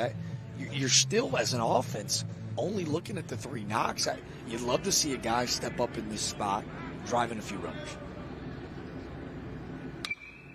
On the ground Chance for Barthol again. The flip to second. They get the force there, and it brings in a run. Torres comes across to score run number 8 for Bama. Gets the job done. Barthol's got to come get it. Fortunately, it's one of those in-betweeners, so Coastal unable to turn 2, but Alabama extends the lead. I think that'll be an interesting conversation because maybe Coastal pitching hasn't allowed for it because of, you say, organized chaos on the mound tonight for the Chants, but maybe better 2-out hitting, better with guys, with runners in scoring position.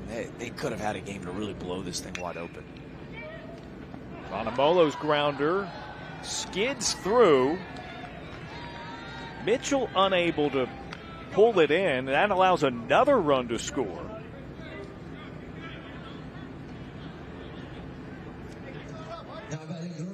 Well,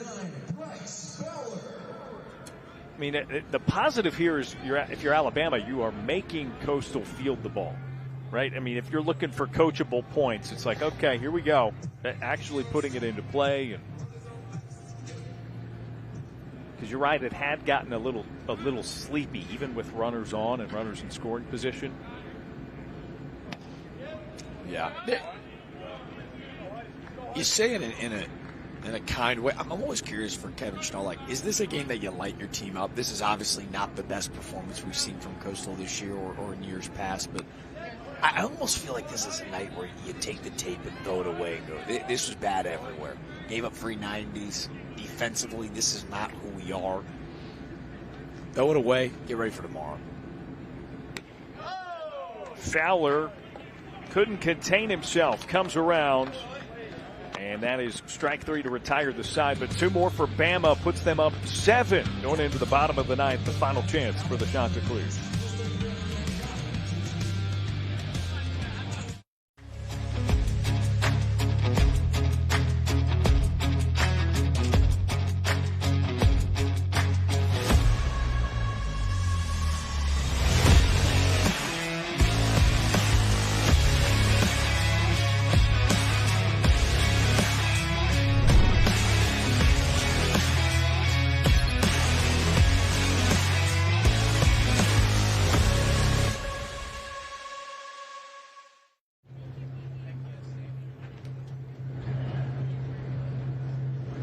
On to the bottom of the 9th. Final chance for Coastal Carolina in their first game of Jack's Classic competition.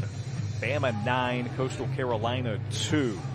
You see there in the line score, bottom right of your screen, Alabama 3 hits, 9 runs. It's just been a weird night. Their batters have walked 12 times. Alabama is hitting 3 of 31 at the plate. That is less than a 100 batting average. Crimson Tide right at 100 with runners on, 2 for 20. Yet they have scored 9 runs. Just a weird night with some errors that have come across for Coastal Carolina in big spots, 2 of them in that last frame.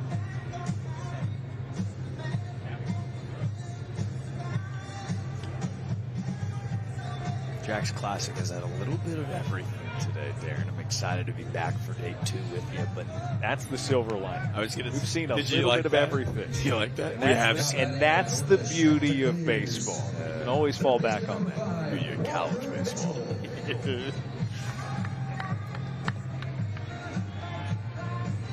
9-1-2 up for Coastal, so they've got Walker Mitchell, Dean Mijos, and Caden Bodine.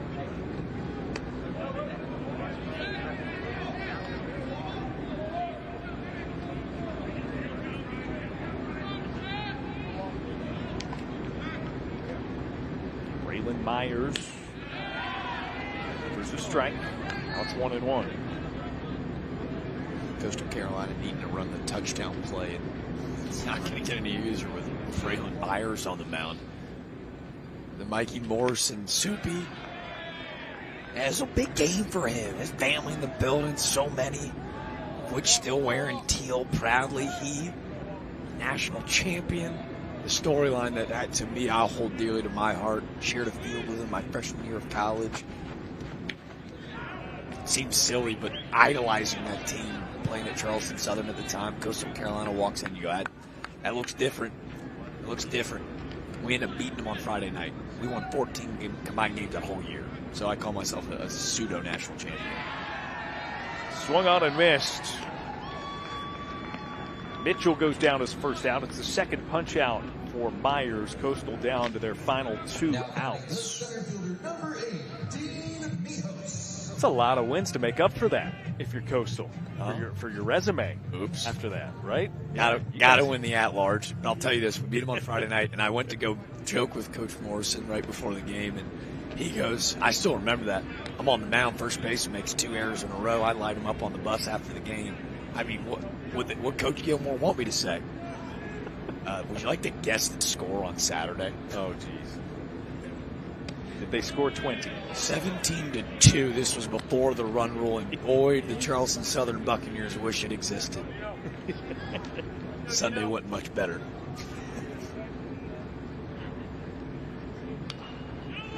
They were the model of consistency, and as a college baseball fan, I think around to see a team like that go and run the table, win in Omaha, was everything that was so beautiful, not in college baseball, but in sports alike. The true underdog story. Coach Gilmore living in Conway, playing in Conway. Now to coach a team to a natty. Weak grounder. Myers has it. That is 2 down. They're the gold standard in mid-major college baseball, and tonight was just not their night. But watch how they respond tomorrow, right? We will not see this team tomorrow. This is a team that went 4-0. It's a super regional team last year in Kansas State. Washington, who I think is going to be really good this year with a first-year head coach. And St. John's tonight, a bit of a fluke, but a chance to bounce back in just close to 12 hours. Caden Bodine from the left-handed batter's box for the 3rd time tonight. His 5th overall plate appearance. 1 for 4. The hit earlier, a single that came lefty.